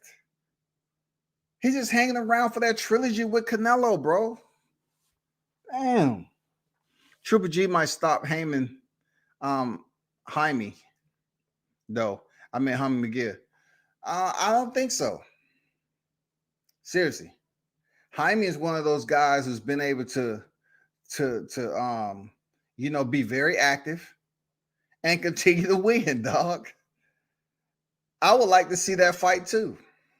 But once again, Jaime McGee is okay. Like, he's one of those guys that's been very active that nobody really talk about unless it comes up with a process of elimination like you just mentioned. You know what I'm saying? It comes up with a process of elimination. And then people say, okay, oh shit, Jaime McGee, yeah. I like to see that fight. I'll be going for Jaime. Seriously, I go for Jaime McGee. But I really want somebody. If Maul Charlo is in talks with Triple G, hell yeah. Finally. And then you have Demetrius Andrade. Now it's his turn. What about Demetrius Andrade, man? I'm going to be honest with you. I would have rather Maul Charlo, if the rumors are true, the step in there with Demetrius Andrade. Stop the blacklist shit. Stop the blacklist. Fight Demetrius Andrade, man. Fight Demetrius Andrade, man. I would have more so liked to see that fight than I'm hearing about Triple G. Triple G is not that far away from his prime, but he can still give problems to anybody. In my opinion, the guy is solid. Solid as in what? Be a bit more lucid in that. He's solid in what way? Because I think his best days are gone. I always thought Triple G was a bit overrated. Seriously, I always thought Triple G was a bit overrated. It's a lot that Canelo exposed, in my opinion, of Triple G. You know, Triple G asked for the Mexican style. It was hand delivered, gift wrapped, and he didn't do anything with it. I mean, how many people was waiting on that motherfucking rematch? They got the rematch, and Canelo gave us what Triple G asked for. And Triple G was like, what? I can't believe he's fighting this way. Yeah, he is. Period. And you didn't do nothing to counter it. You did nothing. Period. But yeah, I can understand, Alex, you being, a fan of Triple G. I'm not. I think he's past it. His good days are behind him. And that's all I got to say about that, man. Triple G been out his prime for 5 years. I'm just gonna give Alex the benefit of the doubt that, he believes that Triple G is not in his prime. Triple G is in his prime. Believe that.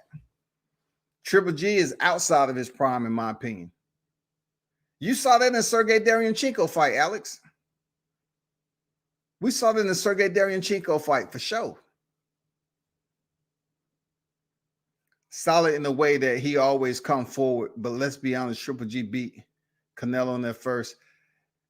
Oh my God, people still framing that Triple G beat Canelo in his first fight. What does it say on BoxRec there, Alex? The fight was so close, man. It was you could split the hair and shit. That fight is so far old, it's gone. Look. Shouldn't we just erase that now that they fought in a rematch? Shouldn't that just be out the window? Okay, cool. Boom. The rematch came. Canelo left, no doubt. He won. Shouldn't the first fight be gone? The first fight should be done and over with. At 154, most slept on division in boxing. They always fight each other. Highly competitive division. I like the 154-pound division. And I like it even more if Erickson Lubin gets another shot. I see Jarrett Hurd looking swift out here, getting his in. Still got J-Rock out there. You know what I'm saying? We have Tim Tszyu. We have so many freaking fighters, man. We have Charles Conwell that's running through the motherfucking ranks right here. You know what I'm saying? We have him on the come up. And soon he's going to be somewhere close to getting a title shot. Believe that. Check out Charles Bad News Conwell out of Soul City Boxing. He's going to be in the hunt up there at 154 for a title shot real soon.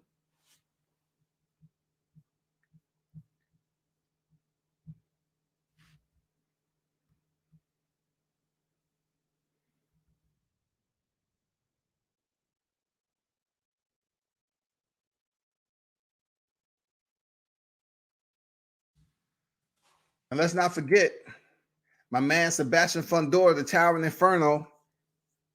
It's only a matter of time once Charlo get those belts. I want to know if he's going to step in there with Charlo. With Charlo set the fight with Erickson Lubin. You know what I'm saying? It's a lot of big names waiting in the chute for him, man. A lot of big names, man. I'm hearing Erickson Lara maybe moving up to 160. You know what I'm saying? You still have Mikhail Soro. And I'm 54, a hot division right now. Tim Tszyu, Jarrett Hurd, Erickson Lubin, Jason Rosario. And look, what about Tony Harrison? Tony Harrison is still good. He's solid. He's still good. Man, Jamonte Clark is still in the hunt. Man, we can't forget about Jamonte Clark. I felt he beat Sebastian Fundora, to be honest. Seriously, I feel he did. I know we still got some Jeff Horn fans out there. Jeff Horn's sitting at 15 in the WBO. Charles Conwell. You know what I'm saying? You got some big names. You know what I'm saying? I mean, you got some real solid names, man. Majamov. I'm not even gonna mention no Liam Smith. Don't do it to yourself. Don't do it.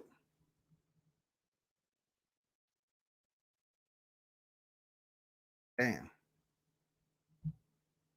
I know I still got some Jeff Horns. I know I still have some Jeff Horn fans out there. I know I got some closet Jeff Horn fans out there.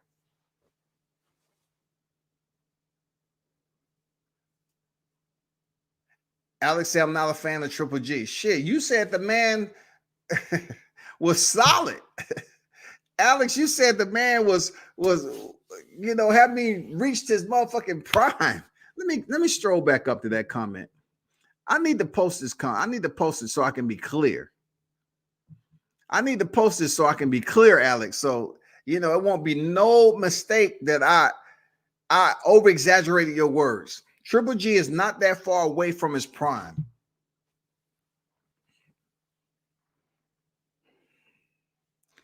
Triple G is not that far away from his prime, but he can still give problems to anybody, in my opinion. The guy is solid. See, comments like that is why people drink, because they have to put themselves in a state of mind to believe what Alex just said. Triple G is not far from his prime. You have to take shit to the head on an empty stomach. You have to really mix the clear with the dark, shake it up a little bit, and take it to the head, man. That's how you got to fuck yourself up. You got to fuck yourself up to understand that he's not far away from his prime. Come on there, Alex. I know you mean well, for sure. I know you mean well, but God damn it, come on now. See, now I have to do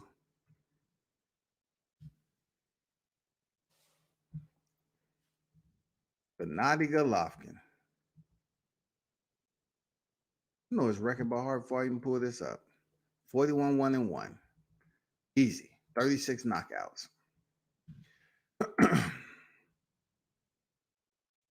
So salute to Daniel Jacobs when he shut down that 23 fight win streak or whatever it was. So let's just go from there. Let's just go all the way up to Daniel Jacobs. Boom, UD. So Canelo Alvarez draw. Vantage Marzian was one of the bullshit ass fights, period. I think he knocked him out in the second round. Saul Canelo Alvarez again, L.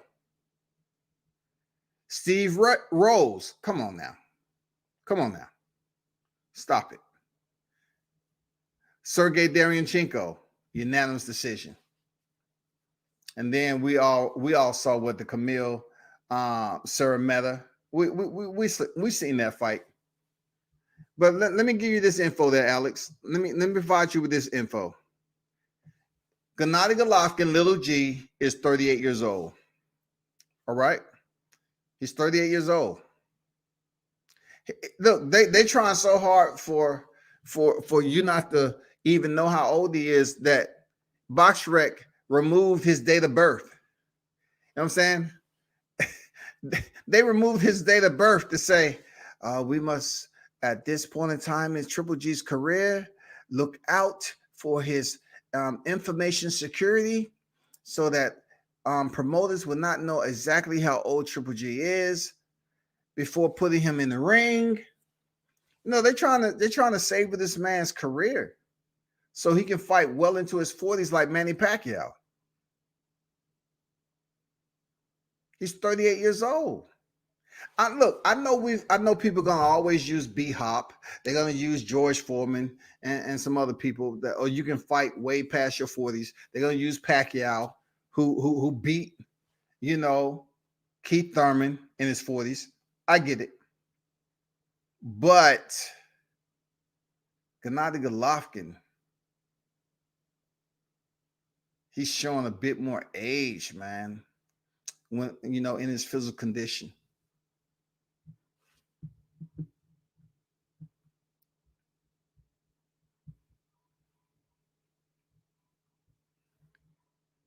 So this one I'm gonna do right quick.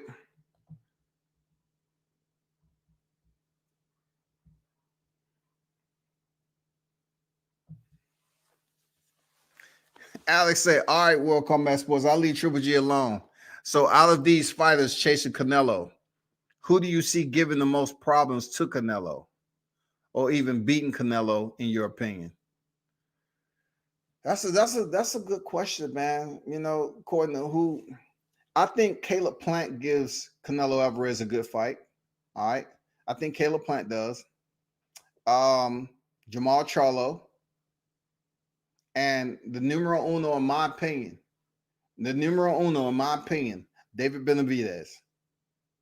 I believe David Benavidez give him the worst trouble. Really, I think he does. I think he gives him the worst trouble out of all of them. I do. David Benavidez. I am not faltering from that. I believe wholeheartedly David Benavidez. Real talk.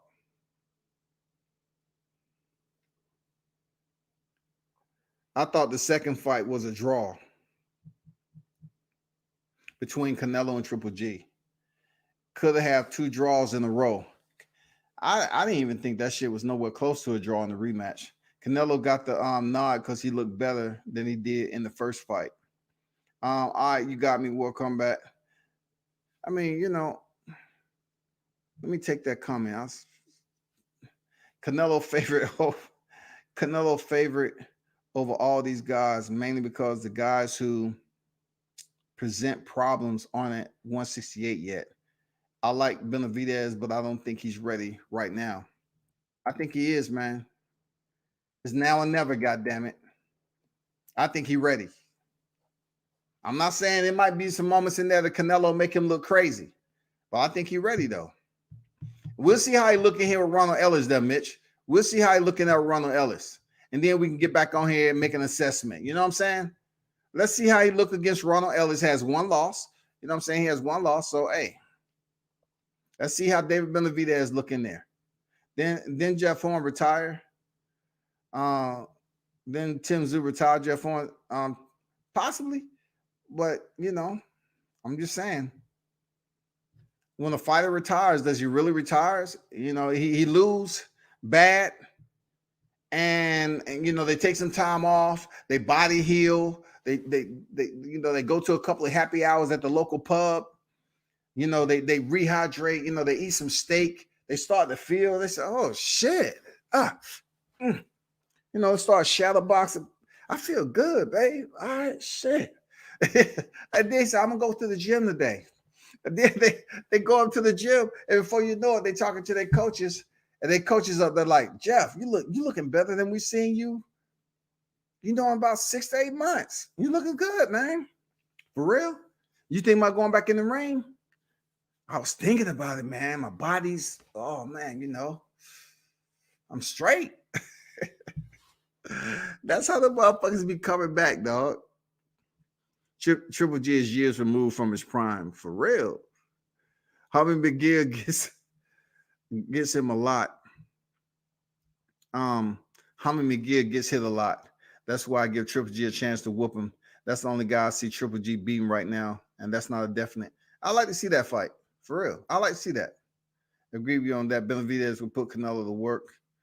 There's a few 47s I'll take over Triple G at 160 right now. What? Who is that?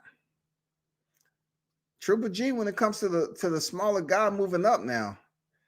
I don't know now. Who you talking about? I know you ain't talking about Errol Spence. That Mitch. Who you talking about at 47? Crawford is the only one I can see because he can box, and Crawford. But the style that Errol Spence fight, I don't know about that. Who? Sean Porter? I don't see it. I don't see it. But we got about 15 minutes.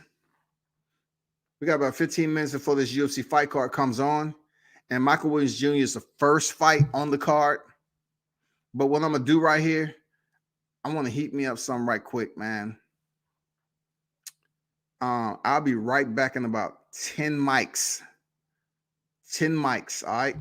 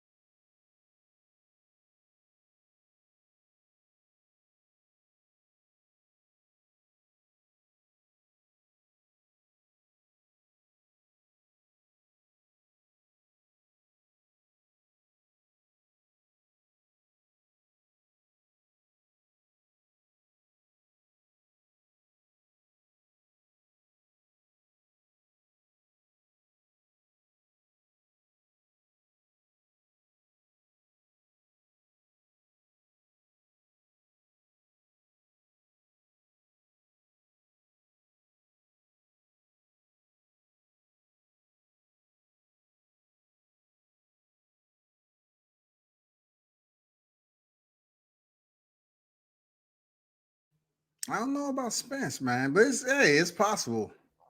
Spence is a younger dude. He might. Porter gets a draw in Triple G at 160.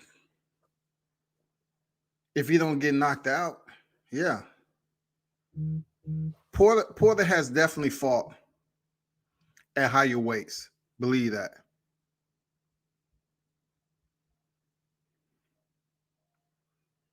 Hold on for a second.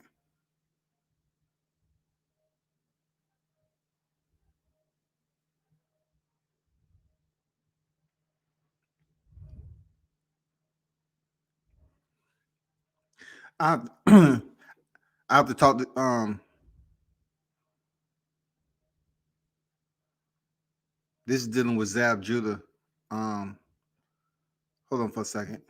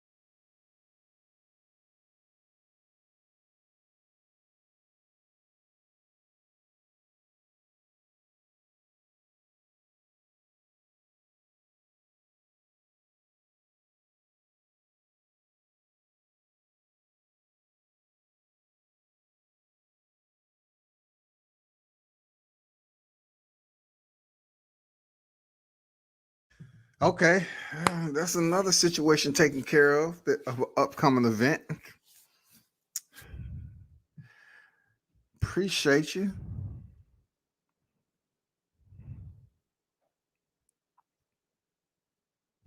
Hey, I apologize, y'all. Real talk. It's a lot that's going on this weekend, and I have to get back with these people.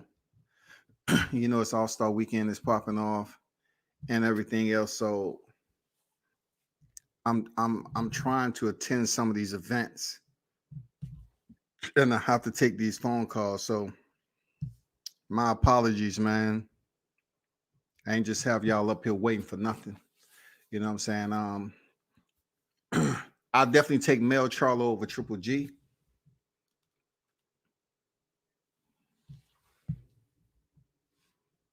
Mel Charlo over Triple G. I think Mel Charlo. I think Mel Charlo may I don't know, part of me says he potentially may sit Triple G down. You know what I'm saying? I think with the tenaciousness that he came out here with Tony Harrison, I think Mel Charlo could potentially do that, man. I don't know. It's just something about that ferociousness that he brought out, that keen focus, man. You know what I'm saying? Oh shit. What?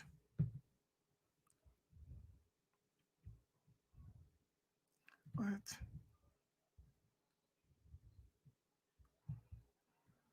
Oh my god, man. Shit. What are you talking about?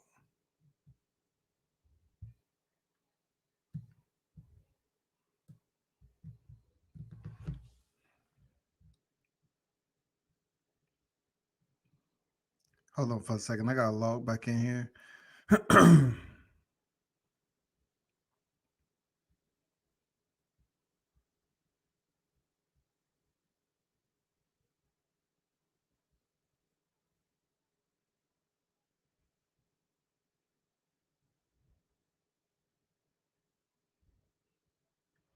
So the vent.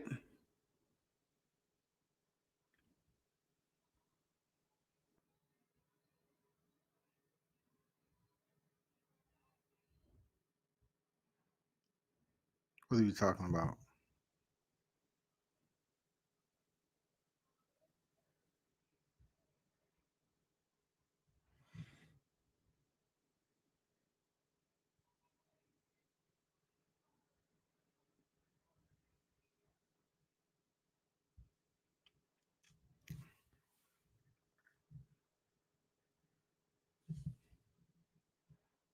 Where this shit disappear to? Let me look over here.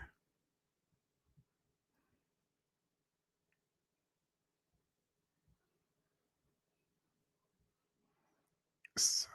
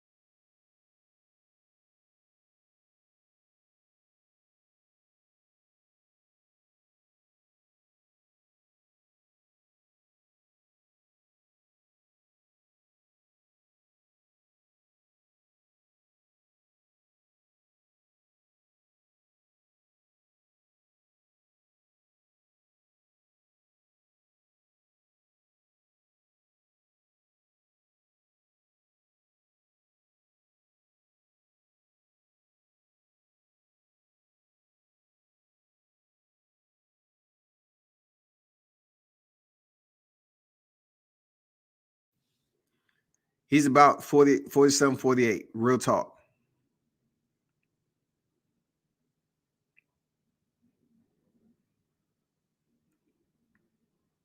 So that'll be an interesting fight, though.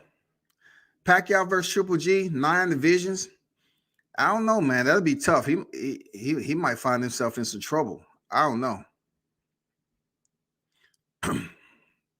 Yeah, Pac-Man is older than Triple G, man.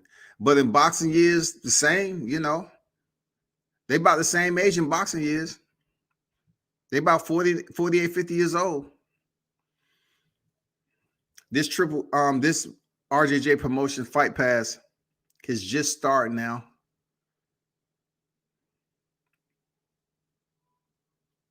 They're just showing the fighters right now.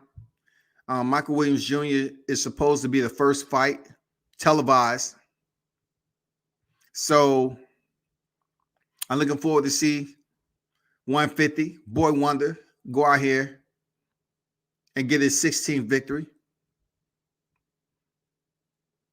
Of course, Roy Jones Jr., he's going to be in the building. They go Roy with the camo.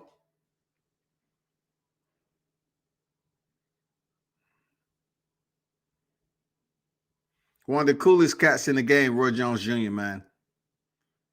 Seriously.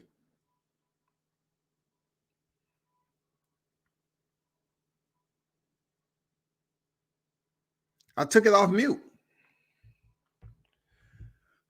I took it off mute, man.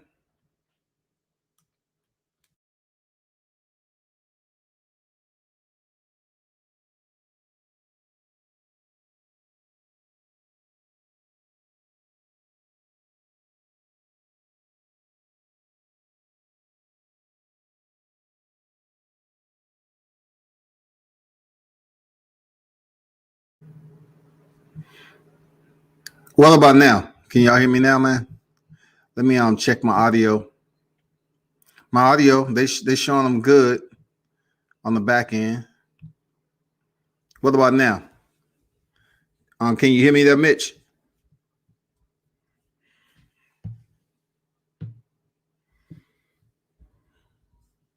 No, yeah. Why? N.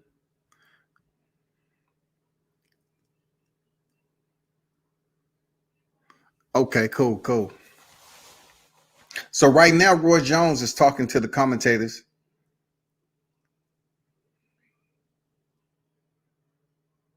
If you're looking at it, he got the same. Shout out to Kraken Skulls, one of the sponsors of Michael Williams Jr. If you look at his shirt, that's what Roy Jones have on, Kraken Skulls shirt, Team 150. And he has the custom camouflage jacket on. It looked like he just put it on because the sleeves are not even buttoned up.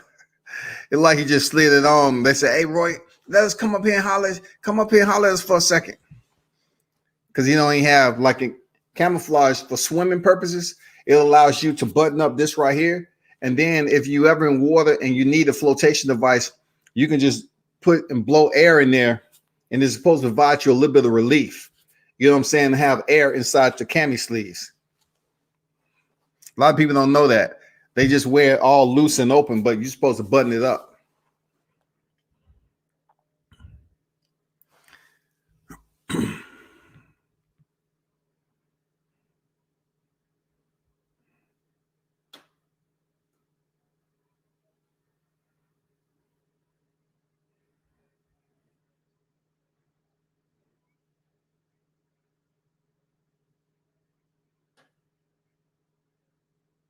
What? Tyler Tomlin. It's been a minute since I've seen him fight. Damn. I wonder what happened. I wonder what happened to the first fight being Williams Jr. I guess they had to change. Y'all.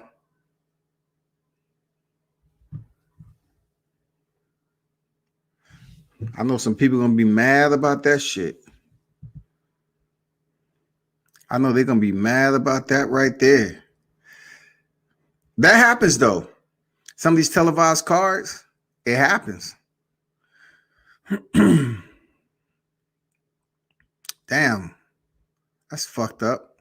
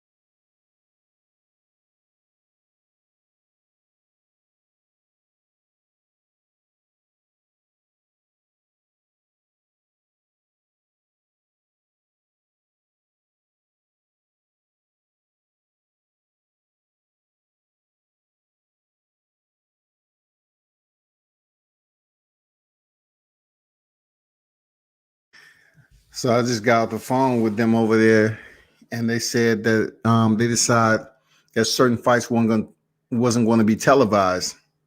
So his fight wasn't televised. Hold on, what's this? His fight wasn't televised, but he did win the first round stoppage. I'm just glancing at it right now. Shit always change though. Really don't rock with the rail, but I thought he won that fight last weekend. Can't see him beating. Yeah, I thought he won.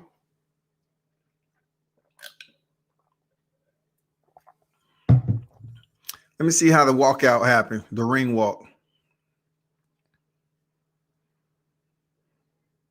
Who that?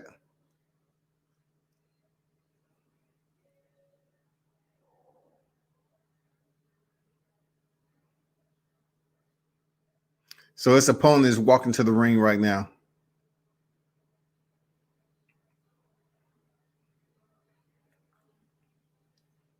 I would share screen with you, but them haters be motherfucking reporting your shit and getting copy strikes on your channel for showing other people's content and shit. So I stopped doing it. Shout out to Brad, man. I always give sound advice in the corner, except when he told Chiron he was up 5-1 after 6. Hey man. That's what a corner is supposed to be. Okay. This is the walkout. Roy Jones, Mike.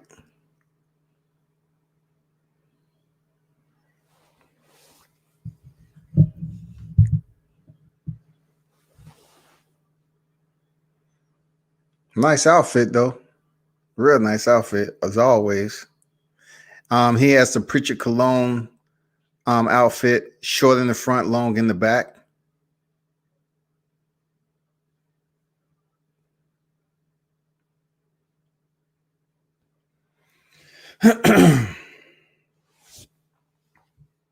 So I'm going to fast forward a little bit of this and get to the fight.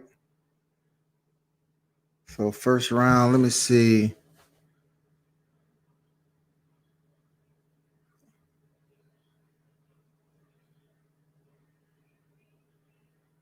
What is old boy fighting in? What type of shoes is that? Are those Mike using his distance well, as always. He has very, very solid distance.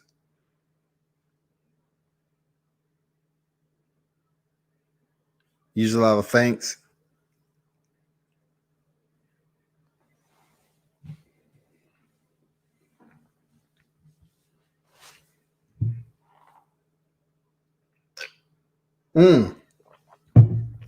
Double jab. Oh boy, hurt his ankle. He got put down with like a double jab. And he looked like he hurt his ankle or something like that. It's about to be over, probably.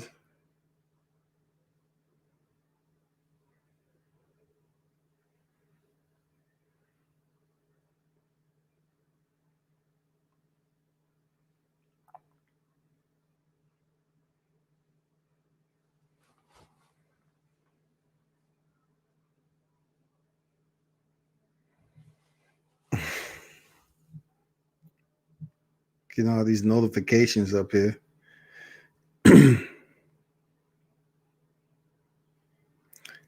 What's wrong with old boy's shoe? What the hell? What kind of shoes is that you got on, homie? The fuck? You got on ice skates up in that motherfucker? What are you wearing? No, those look like boxing shoes. Like, damn. Okay, they boxing shoes. Mike boxing, smart.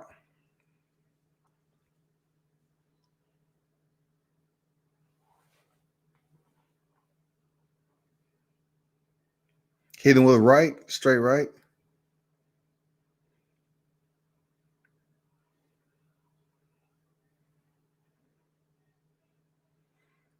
I like that tripling up on the jab and then go for the lead hook. Like that. Oh, right up top to the head. Waking him up a little bit.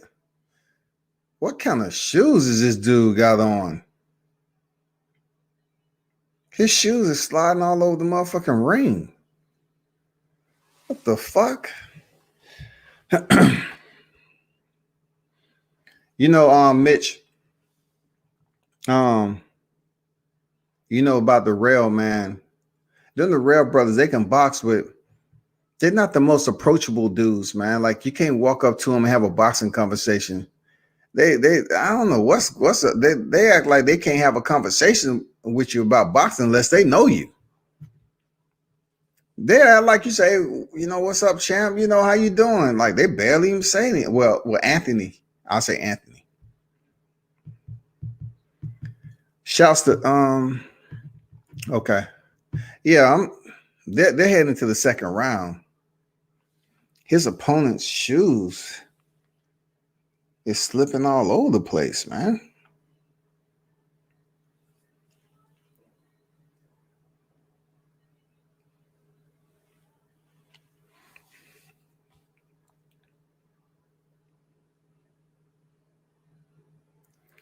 The fight's over? What? Hold up. What is he saying?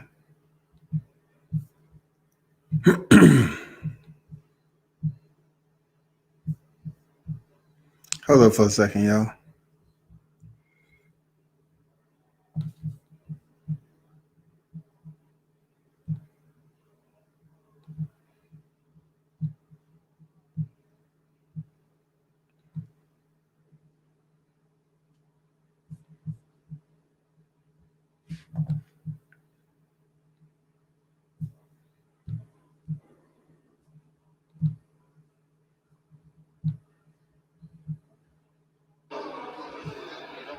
Ladies and gentlemen, the blue corner calls a stop. We want to thank everybody in Fayetteville, the fight party.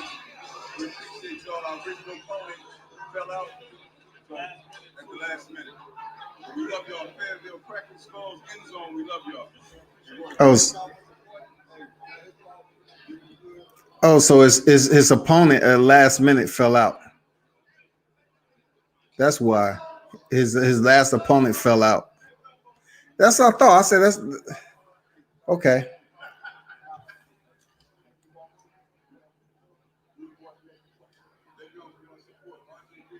Shout out to Mike Williams for getting another win, though, for real. He picked up another win, man. But his opponent fell out at the last minute. So I was thinking, I said, that's not the cat that they originally supposed to fight. Okay. That happens, though. Shit. Who at 155 can beat Khabib? Khabib is retired right now, and from what my understanding is, they're going to allow Dustin Poirier and Conor McGregor to fight for the title. That's the plan, from my understanding. If I understand, that's the plan. Dana White is going to provide Dustin Poirier an opportunity to fight for the belt because he's one of those guys, too, that deserve a belt. But he hasn't been able to get it.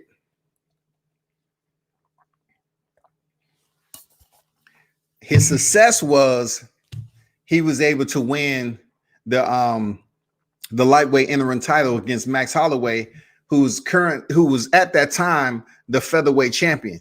So he beat Max Holloway, sent him back down to 145, stepped in there with Khabib to Magomedov, and we all see what happened. He was subbed out in 3 rounds. Now Khabib is no longer in the picture. From my understanding, Dana is going to allow a fight this summer between Dustin Poirier and Conor McGregor. So it's not official, but we'll see what's up.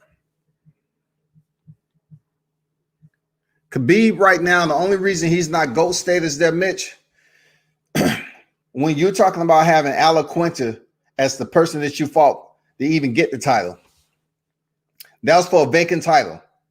He fought Aleksandar, right? Then, you know, his resume from there was okay. I mean, his resume is no way comparable to Jon Jones. He's just on a roll right now where Jon Jones hasn't been fighting periodically, and people are trying to say, okay, Khabib the GOAT. Just based off him defeating Conor McGregor upon his return, right? Turning around and subbing out Dustin Poirier, who had been subbed out and beat down before, you know what I'm saying? Back in early on. And then he just triangle choked Justin Gaethje. So they're saying, based off his more recent opponents, but that it takes more than that. You're talking about Jon Jones, who been in there with the best of them, man. Like I told you before, he's been in there with the best of them. He's been in there with undefeated fighters. He's been in there when Loyola Machida, all the hype was behind Loyola Machida. All the hype. So yeah, you know, Jon Jones still the GOAT right now. If you look at it, he's just not the top pound for pound because he's out the sport. You know.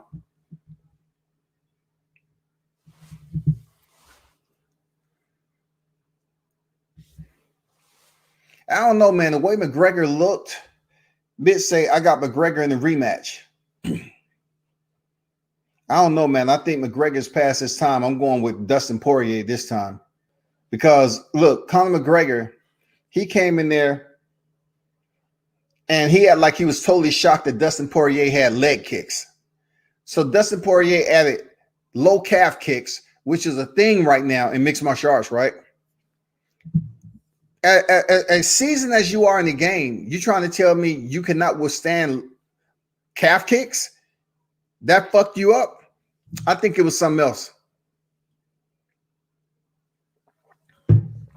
I got Dustin Poirier, man. Seriously, I got Dustin Poirier. He beat Conor the fuck down in they fight. There's no way you're going to tell me in 3 or 4 months, unless Conor threw the fight to make the trilogy. You know what I'm saying? Unless he threw the fight to make a trilogy, I don't see him beating Dustin Poirier. I'm just going to be honest with you.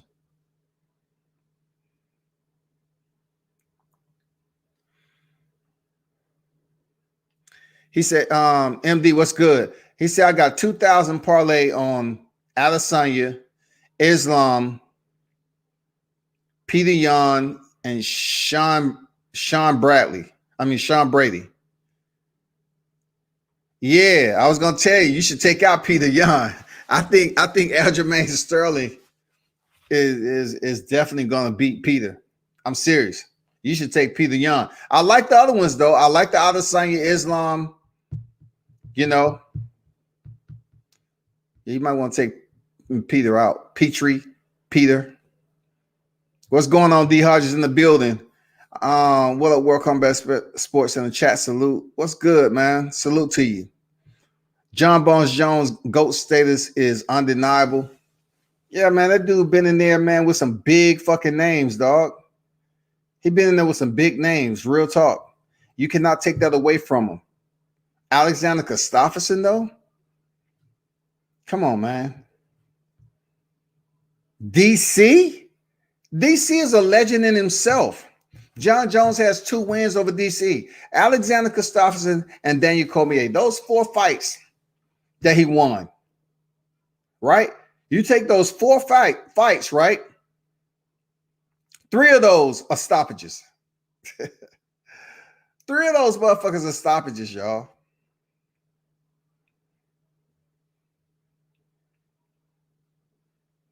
Anthony Smith, Stephan Bonner. Man, the list goes. Dominick Reyes, Thiago Santos, man. Jesus Christ. Mauricio Shogun Hua. Vitor Belfort. Come on, man. Khabib ain't fucking with that resume. Vitor had him in an armbar and damn near snapped his arm off. He ain't fucking with that resume. Vitor Belfort, too? Come on. Mauricio Hua and Vitor Belfort on the same resume. Come on, man. Loyola Machida. He's a Brazilian, too, man. Andrew Charles in the building. Salute to you. Appreciate the damn the Cinco de Mayo. You know what I'm saying? You dropped on WCS. I appreciate you. Say salute WCS. Appreciate you, my brother. Appreciate you.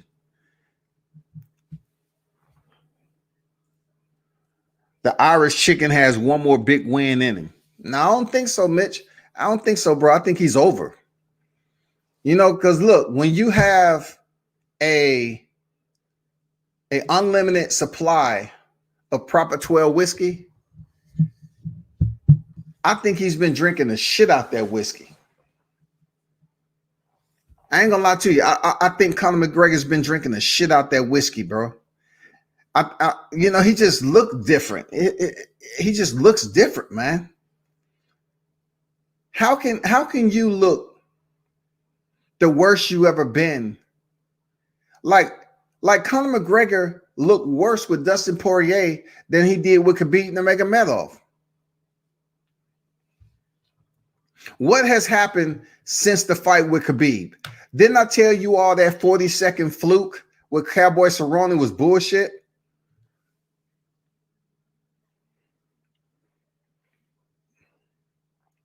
I feel you though. The it factor hasn't been there since before the Khabib fight.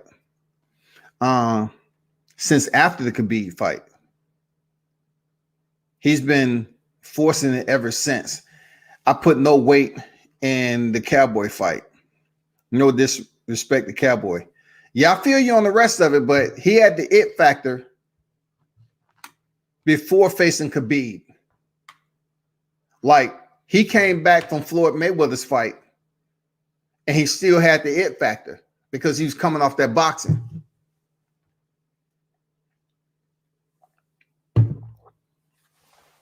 You couldn't tell him nothing coming back off that Floyd fight. You couldn't tell him shit. So when he went in there against Khabib, he still had the it factor. He just was outmatched. Real talk.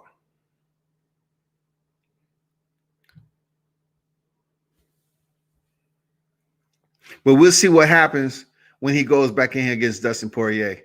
I mean, to stop Dustin Poirier back in 2014 and then be stopped in devastating fashion after you've been in the ring with TBE. I mean, after you made leaps and bounds in mixed martial arts that Dustin Poirier will never be able to achieve, and you let that man beat you down in the first round like that, that's not a good look, bro. Yep. Well, he's the founder, you know, he's the primary dude. He's the founder and everything. So he gets unlimited supply of proper 12 whiskey. But I truly believe that he is indeed drinking too much of the supply. Conor McGregor is getting high off his own supply, dog. Real talk. Conor McGregor got some shit going on behind closed doors that we don't know about. He's adding some different shit to the proper 12. I think he's drinking too much whiskey and trying to train at the same time, man. Seriously.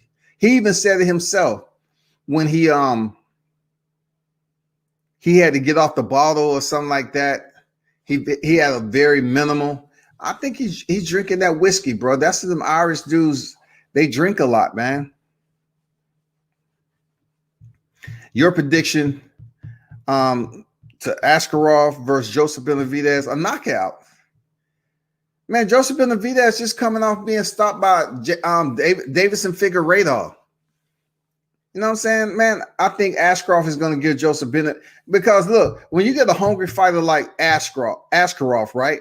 He's hungry to get in that slot with Figueiredo. Benavidez is going to have to show the people that he is a semi-gatekeeper. In order for him to be just good enough to lose to the champion, he needs to go in here and disperse of Askarov. But I truly believe Askarov is going to stop Benavidez. And I like Joseph Benavidez too, but that chin, it's been tested too many times. It just don't hold up. I don't know, bro. But Joe B seems to be everyone except the best of best like Figgy. I agree, man.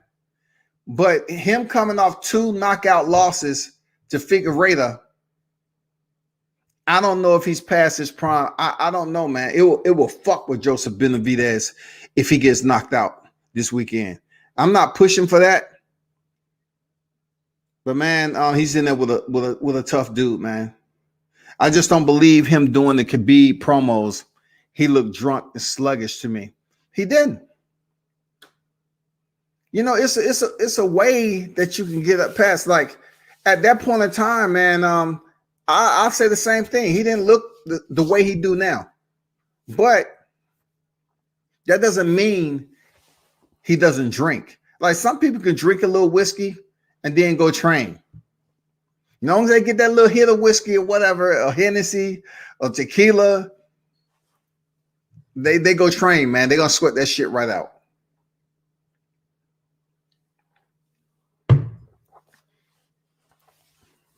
Real talk.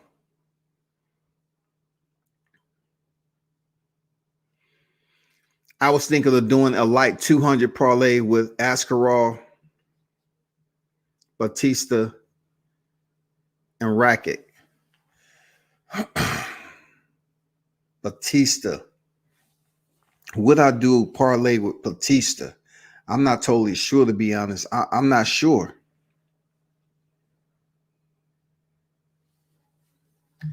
Let me see something right quick. Let's see, Batista.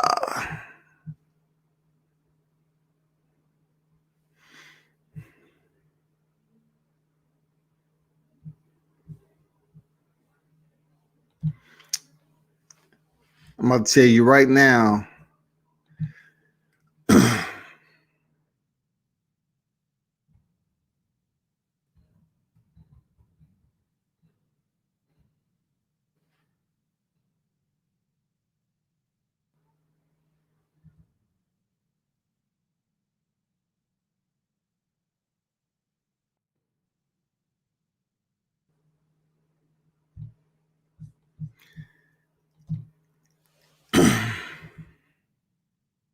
That might be a good bet, man.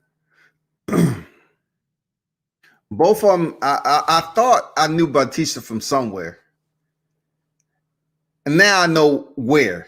It was him being armbarred by Corey Sandhagen in January 2019. I knew I've heard that name before.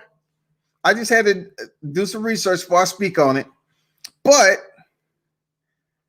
still, he only has one loss, man. I'd be a fool to say, okay, dude is 8-1 to not think he can come in here and get it done against Trevin. I mean, this mixed martial art game, man, is different. Trevin Jones has 6 losses, and he did have a stint back into 2018, I believe. He lost back-to-back in 2018, but it's in a short turnaround. He fought 2 fights in less than 2 months. I mean, in less than a month. He fought 2 fights in less than a month. And they was both split decisions. So he tough. He tough, but Takafumi Otsuka, put him in, he subbed him out in round 2. But he's vulnerable to submission losses. I mean, I'll take that back. What am I talking about? He's good at going the distance, but he has pretty decent jiu-jitsu game. That's what I meant to say.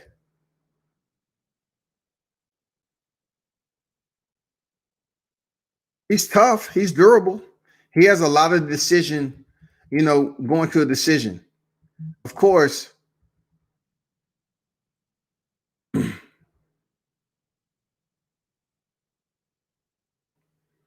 this is going to be his UFC debut. Trevin Jones. But I remember seeing that name Batista. Now I know. So he lost to Corey Sandhagen via armbar. And now Trevin Jones, his BJJ game is pretty decent. So from what I'm looking at, Batista has had 3 fights in the UFC. He was armbarred by Corey Sandhagen, but he won against Jinsu Sun and Mao Juns.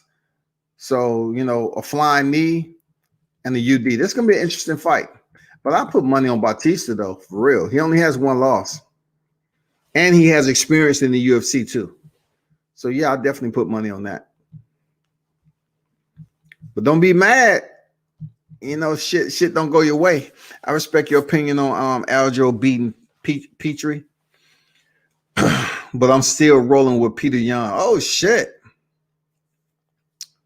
Okay. So if you're rolling with Petr Yan, how much you want to bet on it, man? You want to bet some money? How much you want to bet on since you still going with Petr Yan? I'll go with Aljamain Sterling. Oh, he say, mark my words. So how much you want to bet on it, man? We'll be talking. See, I haven't seen you over here, first of all. So I don't know if you ever going to be back over here. You're going to change your ID. So I'm not even going to bet you because I don't want you to owe me money. And then you change your ID and don't come back over. You know what I'm saying? People change their ID all the time, man. But I was going to go definitely for Aljamain Sterling. Real talk. He gets it done. But, you know, I haven't seen you over here like that. So I don't know if I'm going to get my money.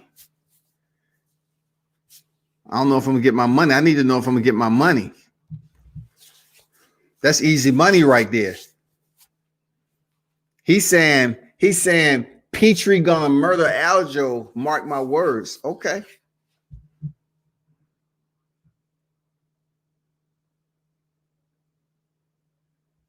Nah, we ain't doing all that 365. No. I'm good. I'll leave that alone. I'm good.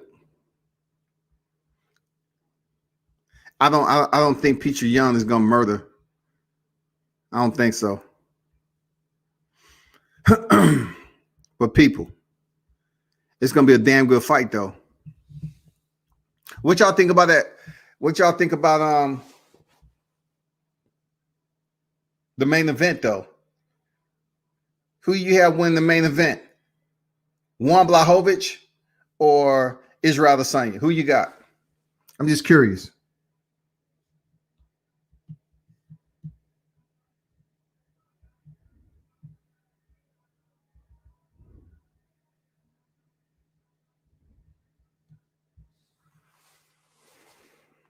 Who y'all have on? Hey, MD, who you have on the main event? Juan Blachowicz and Israel Adesanya.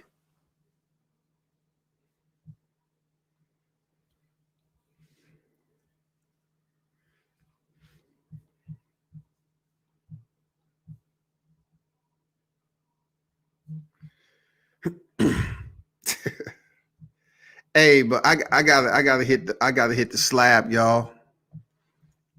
I gotta hit the slab. I got Izzy by knockout. Got a fat parlay on Izzy, Sean Brady, and Izzy. Okay, so by knockout, like, okay, you just put the KO up there. I got you, for sure. Hey man, appreciate everyone for pulling up, man. I just have a lot of shit going on, you know, with this weekend and things like that. I'm gonna definitely try to touch back with you all real soon on some media coverage and all that. But y'all hold tight, stay close, and, you know, turn up and tune in to World Combat Sports. I'm out.